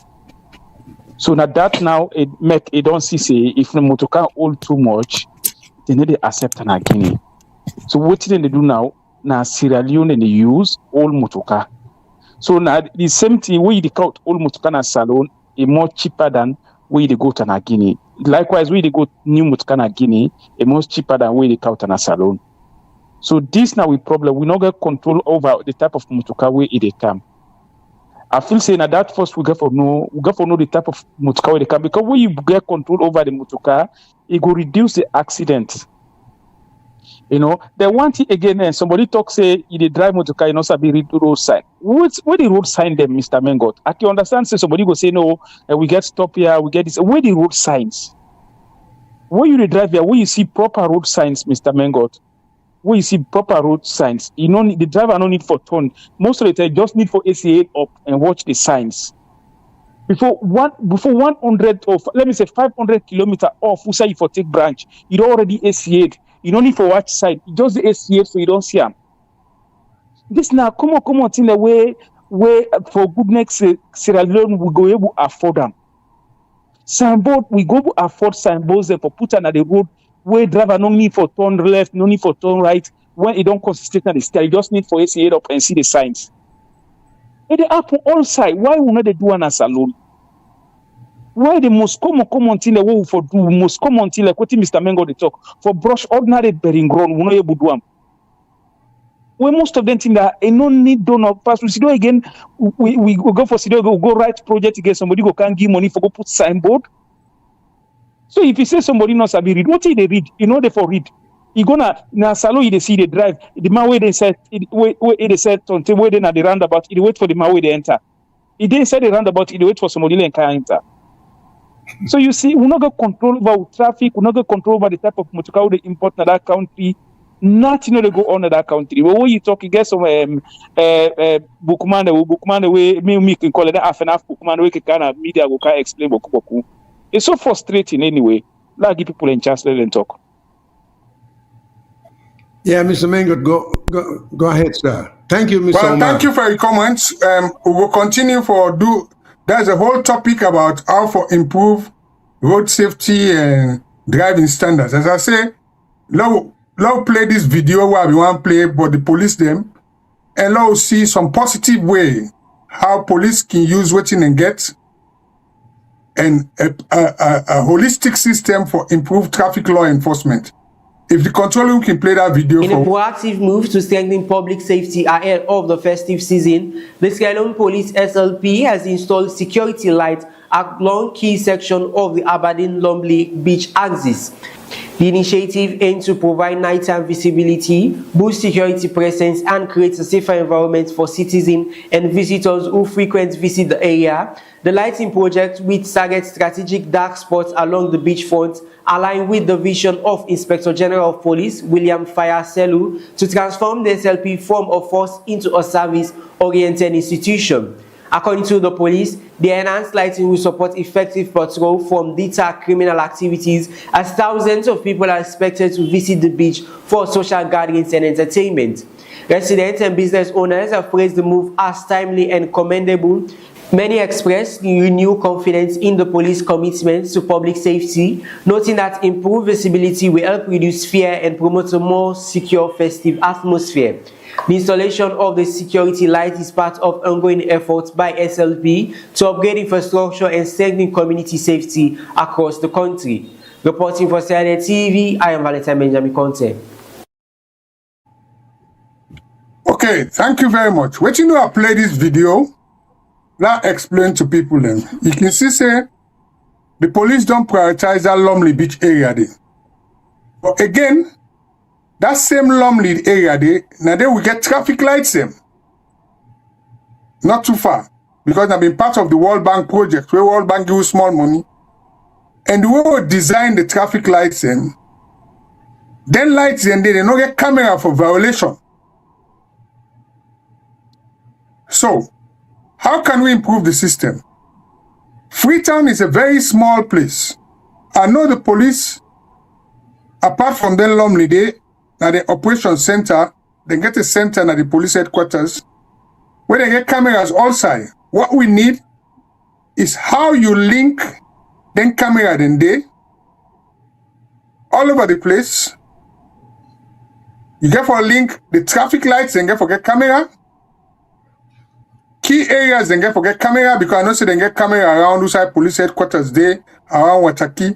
You need a control center where all them things they link together, not to where they give you money no more. Now, you talk about enforcing the law. What do you need to enforce the law? First of all, you need cooperation between the three institutions then. Who are the three institutions? You get the police, Traffic Division, you get the Sierra Leone Road Safety Authority, Road Safety Corps, you get the Freetown City Council Metropolitan Police, where they do parking violation. So the first way you need, according to the law we get laws and we not use them. Under the Road Traffic Act Section 2007 Section 2, SLRSA then forget details of every registered vehicle and driver. They forget that database up to date. Then in modern countries, you can get a software or a computer system, an app, where they use now, we don't place here, where they call ANPR, Automatic Number Plate Recognition. So it means where a police stop you, or a traffic warden stop you, or parking violation, by just keying your registration number plate or your driver license, you get automatic real time. We go show if that vehicle they insure, if you registered, if you get roadworthiness certificate, or if the driver don't get traffic violation. So we problem in our country now because you get different agencies, them, they all want knock chest. They know how work together. Because recently we see say SLRSA, they say they go sign MOU with the military for traffic enforcement. Who says soldier man and traffic get business? Soldier man and traffic no forget business. If SLRSA they get traffic warden where they enforce road safety and the law say they not get power of arrest, now the police they get power of arrest, then they get forget now with the police they forget proper what you will call service delivery, you know, or standard operating procedures, where you go look at the responsibility of each agency, the chain of command, the line of communication, and responsibility. So if we use technology, we're able to detect people the way they violate traffic law, we're able to detect vehicles that we're not insured, we're able to detect vehicles that we're not roadworthy. We see also the police come and say they don't go get drone. What thing they get drone for? They say they order drone where that drone then are for tear gas people then. We get disturbance in the area. It would not be unconnected, in my view, to some of the restrictions where they put in people's movement and gathering. So if they get drone for surveillance people, let it not be said they use them adversely, then they use them positively. When you get real social disturbance and when you know injure people, then they use them. But let you not take them because of ulterior motive. So what would they plan? Let plan for the good. Let not plan for the bad. That is what I get for say. I don't know if you get anything for add from what I say. They will go to our final segment when at this Passport Saga. What things say with people in the diaspora, especially now, we want to go home, and some of a very disturbing news we'll get, will be interested in it. Over to you, sir. Yes, sir. With respect to the drone, you see, this is where I question the sincerity on the part of the government with respect to certain actions they want to take. Now, when I want drone, and one of the reasons being to tear gas people. So when do you make that determination? They have to, when people they assemble, when people they demonstrate, and they will not mix up two things. Demonstration is allowed by the Constitution and by law. Now, violence while demonstrating, perpetuated by one of the demonstrator, now in the law prohibits. So now it's beginning to appear, when do we draw that line? When the government get nervous, then see, I remember in the days of Pashaki, some of them politicians have been young, some of them may be old enough to know what happened. In the days, even despite Pashaki in draconian handling of matters, it begets to a large extent respect for the law in the sense that I remember the Hindu law days, Nafrabe College, I think it was in the 1980s, maybe in the 90s, I'm not sure, when the student went 1977. Was it 1977? Yeah, okay, the 1977 student riot. Okay. Or you say student rebellion. Student rebellion. Okay. When people in the revolt, for whatever reason, the president was very concerned about that. The country was on edge, and these were just students demonstrating. But just imagine now, if in this day and age, we for them come up with better laws. Instead, what would they try to do? One, use modernization for suppress dissent, for suppress disagreement, for suppress and the right to demonstrate. Because demonstration in and of itself can be peaceful. Because think of the days of Dr. Martin Luther King in the United States. You know, think of demonstrations that will take place in India, demonstrations that will take place in South Africa.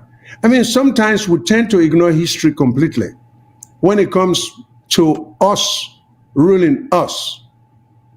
You know, I do not understand. The moment we assume power, we begin for things say, all right, the laws that will be defended against, now it's time for we to apply the same law.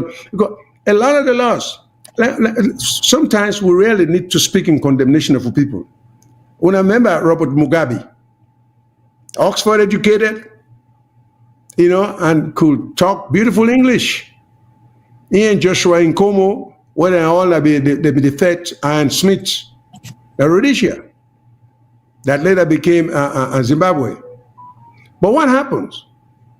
When, with pressure from the West, America, England, all those places, and even though America reluctantly so, but they put pressure on the West for get rid of Ian Smith and give the black people more power, and the same applies to South Africa in the Mandela era. What did happen? When Mugabe got power, first thing he did was go against Robert Mugabe and run him out of the country, and tolerate democracy at all. So sometimes we get for call each other out. We get for call ourselves out. We are only in the game for we own self-aggrandizement, not for the interest of the country, of the people. As soon as the power we all get the people I'm all excited about, we get our power there, what do? We turn right on the people. We see Robert Mugabe do that. We see how he run the economy of Rhodesia, Zimbabwe, into the ground. We see how he held on to power, how he violate all democratic principles. We don't want to learn from them today, but it's happening before our very eyes. You know, South Africa under Nelson Mandela, you know, real statesman, set the right example. Limitation of power. Say, you know, for the day you for lead by example. So, Mandela go a different route. You know, usurp the power, oppress the people. And yet then too had difficulty because we have problems with believing in, when I say we, at the top with Sierra Leone, because I don't want to lump the African countries in, because Ghana is doing a great job with the exercise of the system, because the system, everybody in responsibility for build them. We all get to contribute for make it work. One man can come and spoil the whole thing. You see, it takes, in Texas, then say, it takes months or years to build a barn, but it takes minutes for a jackass to destroy it. So now the same thing, you know, either we build with democracy so it will survive the test of time, or we allow one man for come and destroy him, then we put 3 generations behind. We cannot have it both ways. So even those who get power, they are extremely selfish when they not to think beyond themselves, because it's a matter of fact. We all will die one day. So nobody, I don't care how much you get the power, you are not going to be there forever. So why don't you try to think and left a good legacy and good foundation for the generations that will come thousands and thousands of years from now? What we not to think about? Okay, so me just simply say, democracy is what we all have to work on. Just not forget, it's good for everybody. When you protect one person in rights, you protect everybody in rights. When you stand against oppression, elect your enemy, you defect for you, SSSF too. Because once you empower the government, forget all the right and this. So this drone thing concerns me. They're going to wrong reason out there for because when do you make it a determination day? Whether for gas, for put tear gas on people? I'm sure they're not going to go to courts to try to get an order from the court. Say, oh, there are some demonstrators there over yonder who want tear gas them. They're not going to try. They will just go and send. So this is something the civil rights people, the lawyers, they should oppose and set strict guidelines where there is an obvious evidence of property being damaged, life being lost as a result of the activities of demonstrators, it may be justified or justifiable to send a drone to tear gas people. But until there is such clear, demonstrable evidence, we should not take it lightly to just give the government the power. This is what I question. The government always then they come up with the reason when the parliament, a lot of the cyber law, the this and that, all these laws are being passed with the wrong intent in mind, now for suppress the other side, and for suppress movement, and for suppress speech. So these are things I'd like to be on the record that it's not good for the country, and I don't think that's a progressive move. We not need drone for tear gas people. I mean, police should be well equipped for control the demonstration, even if it leads to violence. That's all I have to say. Okay. Okay, Mr. Shilon, thank you very much. Let's go on the last topic. I think so. Get about.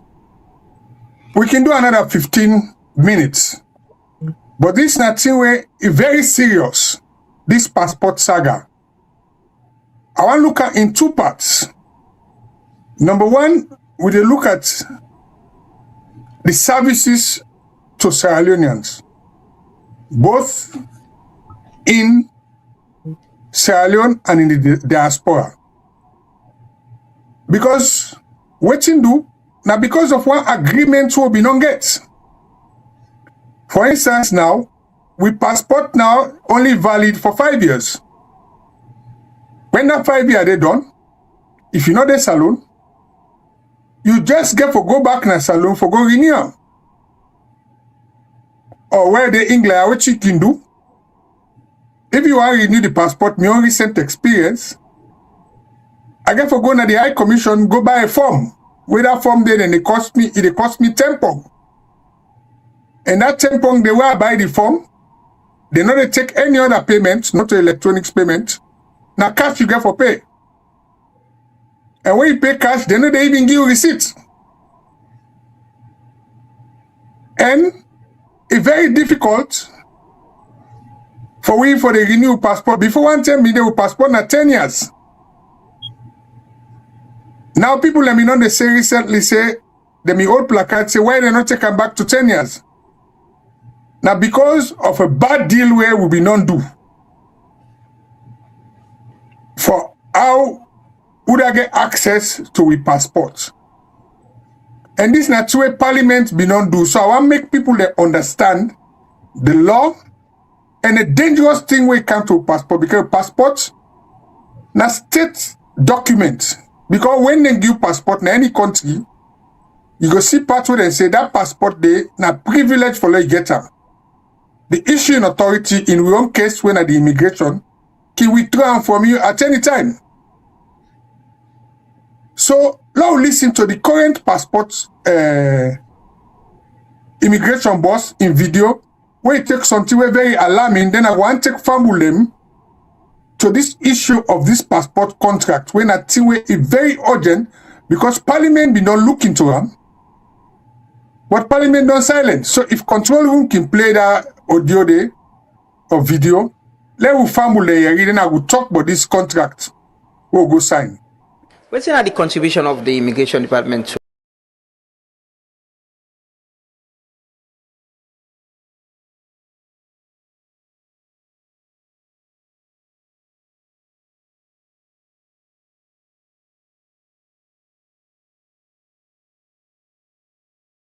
What's the contribution of the immigration department to the economy presently? The process, imagine every other citizen ever pay equivalent of $100 for a passport. That's the irony. That money, 1 cent immigration they get. Let's talk of government of Sierra Leone. How? The contract. There's no contribution from the $100. Nothing, absolutely. Now Netpage no more they get her? No more. No, Dr. Tifa, you need to explain this proper. Now, Netpage only they get $100. No, you give 1 cent to government. What's in immigration? They get now the form with people in the only. Now, immigration staff they do everything at that value chain they for produce that passport. Then they know office. Now, on a space and they use for Now, print the face passport. space and they use for print the passport. But how has this been happening that me they pay $100 for passport? Successive government failures from 2000 to date. Yeah, but this contract was renewed. Not too late to year two. I don't think say it on 5 years with a review. Anyway, you know that's so almost for the form right now. 50,000, but because of the online, it's 57,000 commission charges because of the online payment they use. Yes, sir. This is serious. Here we have a situation where the government, not this government, because this passport deal, the agreement, it starts from the previous government. In fact, let me make family they know. Before, now Thomas De La Rue been the print with passport. Right?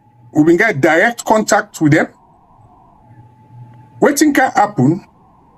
The government, because it start from 2009 and review that Thomas De La Rue agreement day. Then in 2013, the government bring a middleman we call Netpage. Netpage is so, this is very disturbing, Mr. Shillong. When I see this tier, it's a mon ami. Because Netpage now can sign a contract with the government. And at the time when they signed the contract in 2013, now for 10 years. And guess what happened? Netpage signed a contract, then there can be a middleman between the government and Thomas De La Rue. So now Thomas De La Rue still the print with passport. But they don't add Netpage there. So that agreement there was signed in February 2014. I get them before me. And for once, anybody want to check out, let it go to the parliamentary website, www.parliament.sl, and look for that Netpage agreement there. And just like where the immigration boss say, they say Netpage now they get for provide the service staff work for the agent. Now they get the sole agreement with Thomas De La Rue. So at the time they put the passport $120, then they go change that and they make $100. So that agreement then are for 10 years. And the agreements be not come for renewal. So in 2023, it go before Parliament, when at the parliamentary committee. So where the boss say we know they get nothing, it was revealed that Netpage supposed for pay 8% royalty. And then get tax exemption. So I will read from the Public Accounts Committee and Honorable Ibrahim Tawar Conte, we look at the auditor reports when they look at this thing in 2024.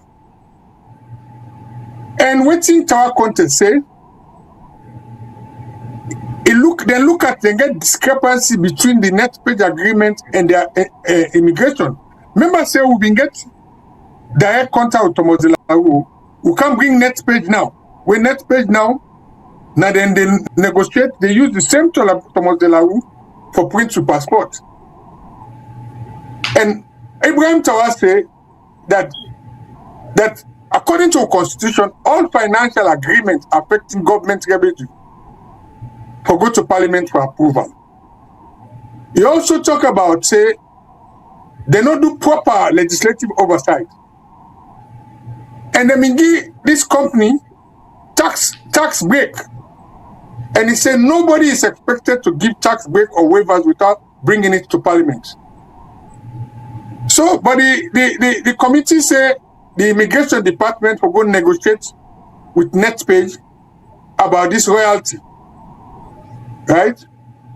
And the disputed sum, when they're supposed to give it, according to now over $400,000. So for God's sake, as such in a parliament, since the Public Accounts Committee be look at that agreement thing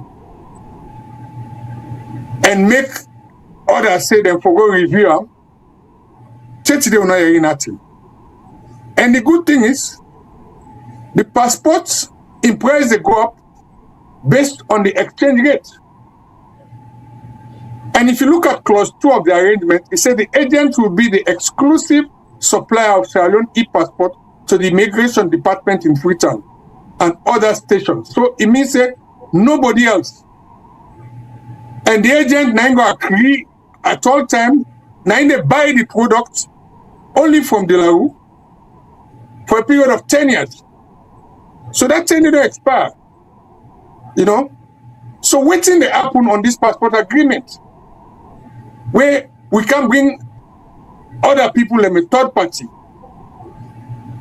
for this agreement here now. Then it said neither party lose any sites. You know? So, and let people know who done at this Netpage. Netpage, the managing director at Jamal Shalom. And the man will be actually second the agreement then Nicolas Daoud in address the at the time when they signed the agreement, the Minister of Internal Affairs was J.B. Dauda, and then he witnessed by Prince Cole. So if that agreement did not expire in 2023, right? Why up till now, it has not been reviewed. Netpage still a supply with passport scarcity today, and the price of passports, they increase based on the exchange rate between the dollar and the leons. And why at this stage, we go for the go pay that 10 pound day for Nainglaya for passport form, then in Sierra Leone, now 57 leons, new leons of 57,000. Where according to the immigration boss, now that no more government they get. So, in other words, Charlotte then sign this agreement, then they use the immigration office, then they use the immigration staff, now they no more get agreement with De La Rue, now then they collect all the money. Is that not stupidity? Over to you, sir.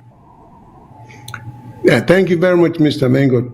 Now, it's clear on its face that Netpage exists because of corrupt intent, corrupt purposes. It's just clear. Because the existence of Netpage is unnecessary, it's uncalled for, it's irrelevant to the process.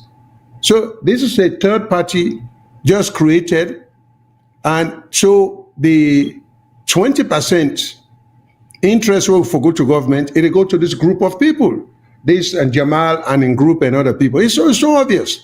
This is what gets me. To me, it's an insult to the intelligence of the people. You know, if there was already an existing flawless agreement between the government of Sierra Leone through the immigration office or department for deal with Thomas De La Rue for print with passport, assuming that Thomas De La Rue were the printers for the passport.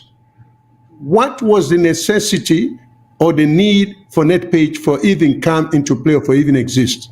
So this is a group of politically connected people who are just from this body. So clearly the money that should go to because the 20% way for go to government, because it's ridiculous when you listen to the minister, they say, when you see Mr. Lamarana Ba, the journalist is kind of perplexed. You mean we're getting nothing? Salon government, then they use Salon staff paid by taxpayers' money, then they use Salon facility, you know, the passport office or Netpage. Then they use all of that and the government is not taking anything in? What sort of arrangement is that? Mr. Mengot says stupidity. I call that cruelty. These guys are not that ignorant. They're not that stupid. They're just wicked. Because they see an opportunity to abuse them power. Because this thing wouldn't concord.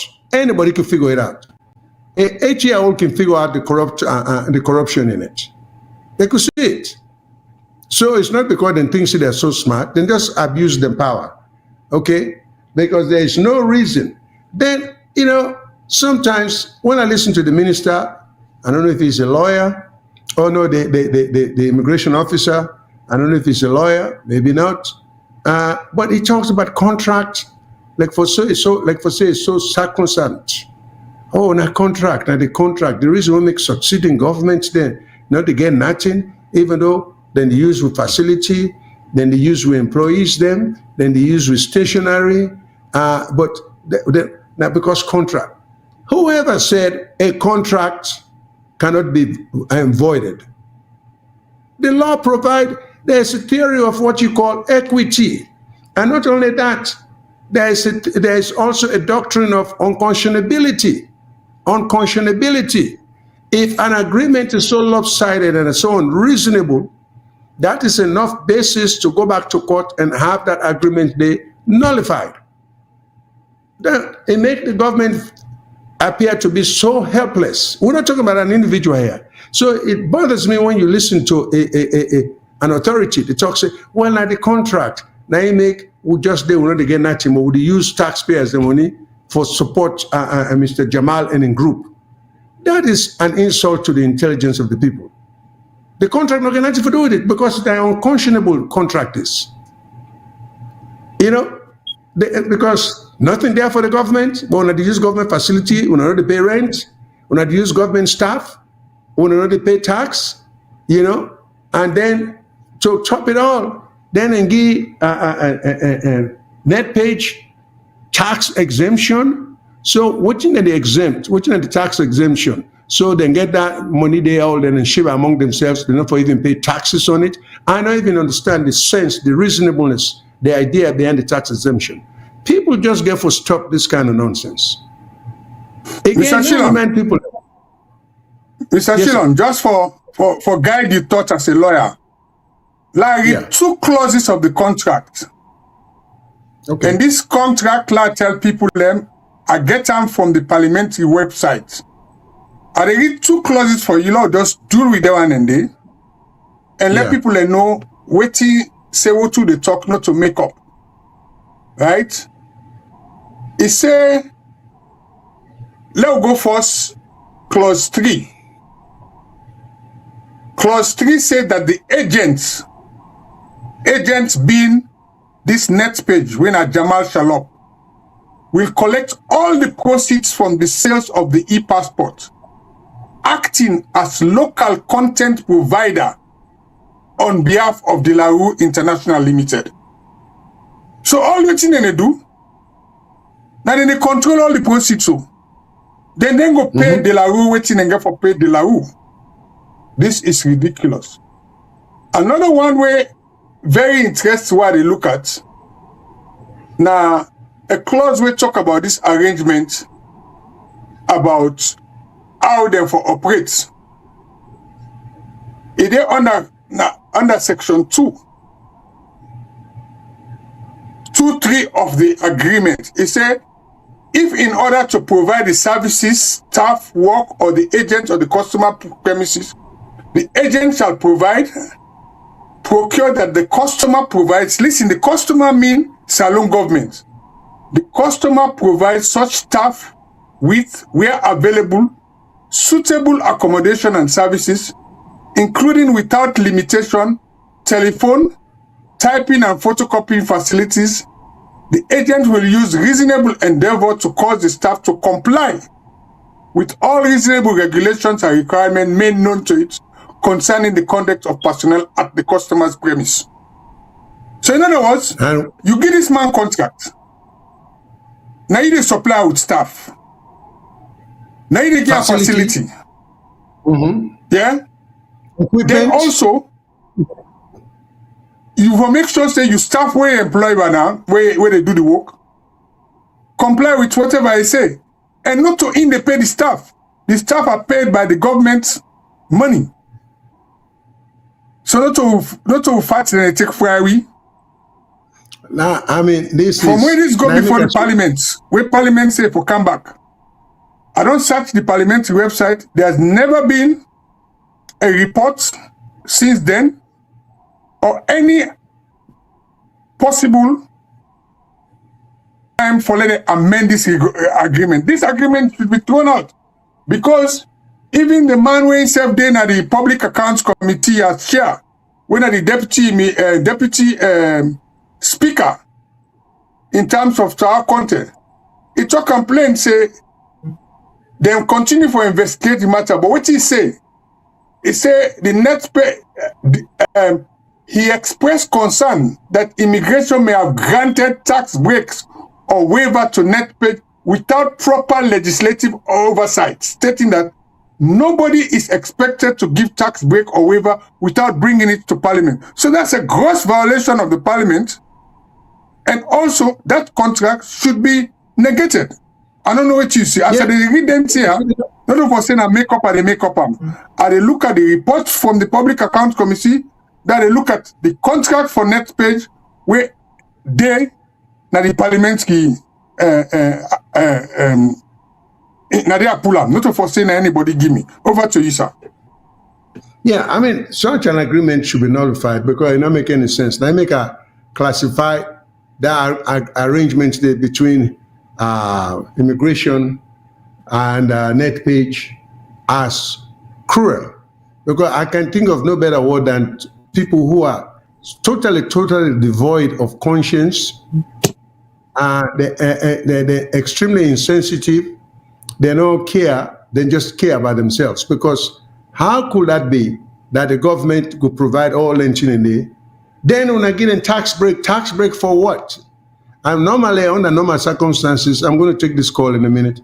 Under normal circumstances, you give tax break to a potential business that's coming into town, where get the ability and then will prove by way of trying to convince the authorities that we're coming in, we're trying to establish a business that will provide so much employment, that will be that will create a reasonable tax base for the community.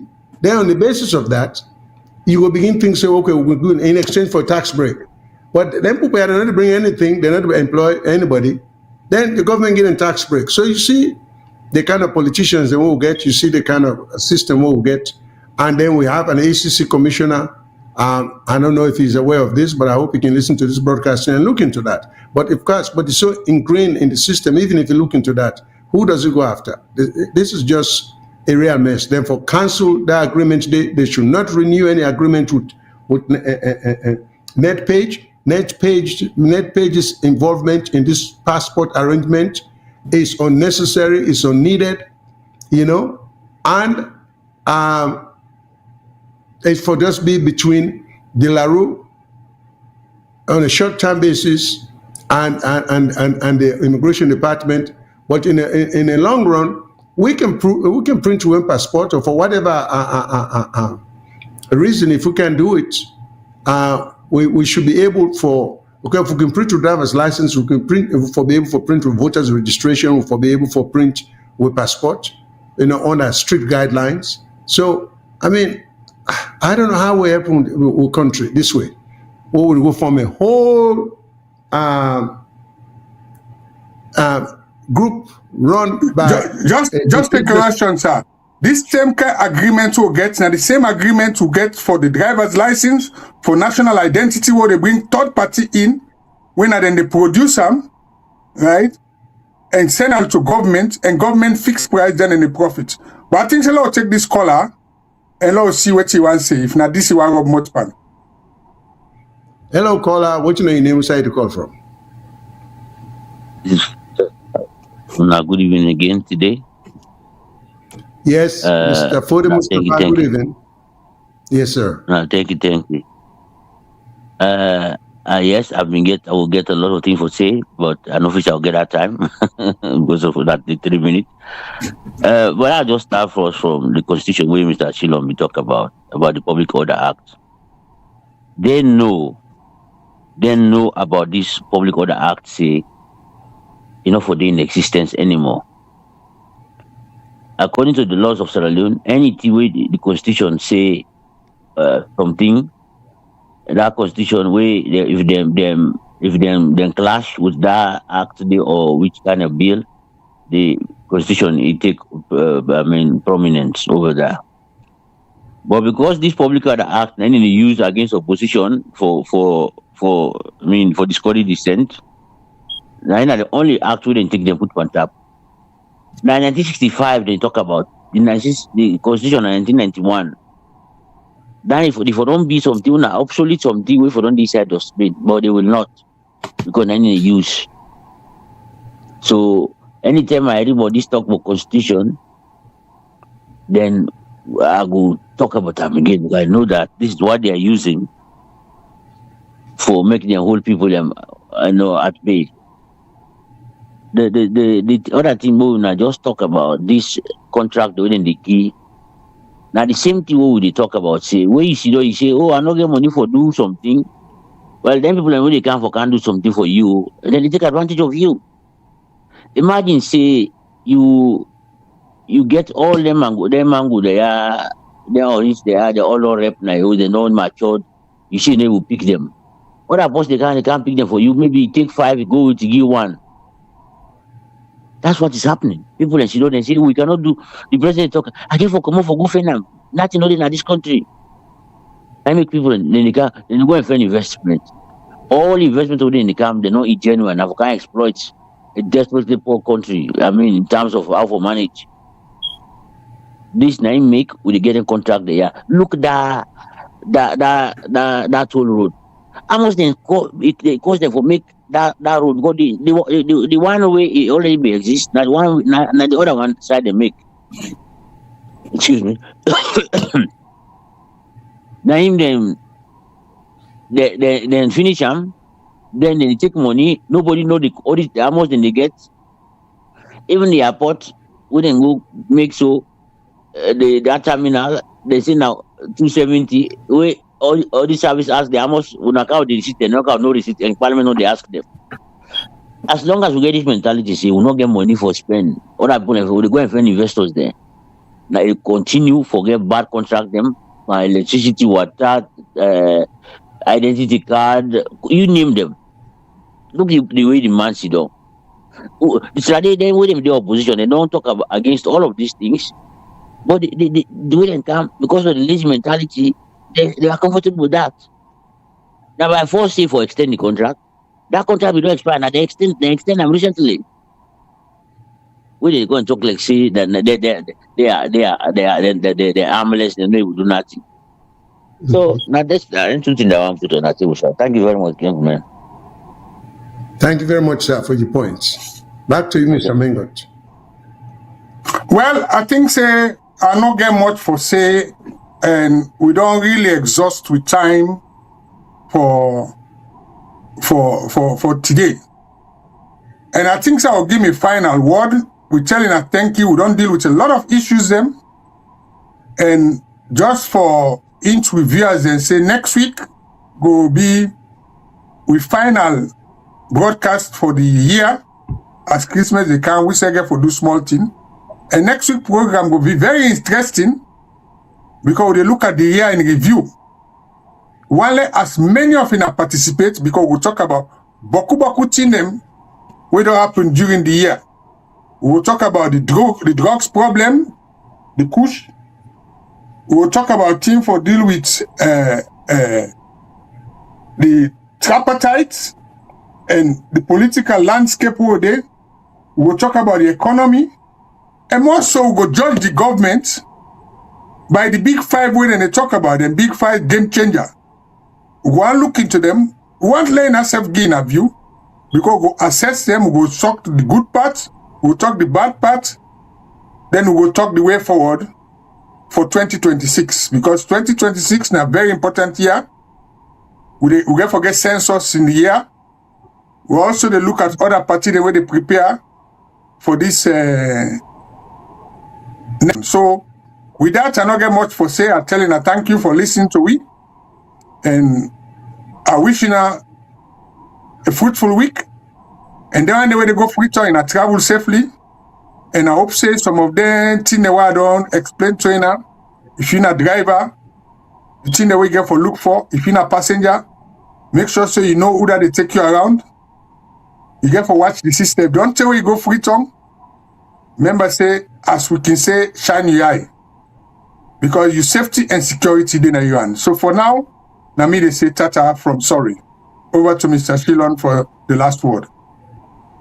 Well, good night, everyone. Thank you for listening. We always appreciate tuna and tuning in and making whatever contribution we get. No idea is nonsensical. We take everybody's idea seriously and we'll try to address ideas, suggestions to the best of our ability. And so please tune in next week. As Mr. Menko does say, it will be the last broadcasting for the year. We will make una know next week when we resume our next broadcasting for 2026. Until then, good night to everyone. Bye-bye.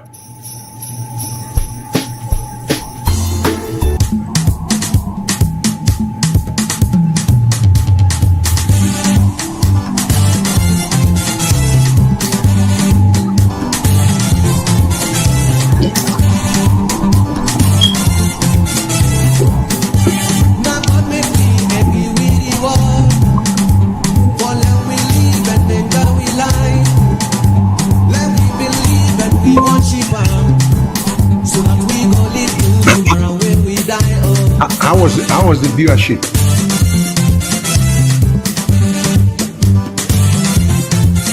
Oh, okay.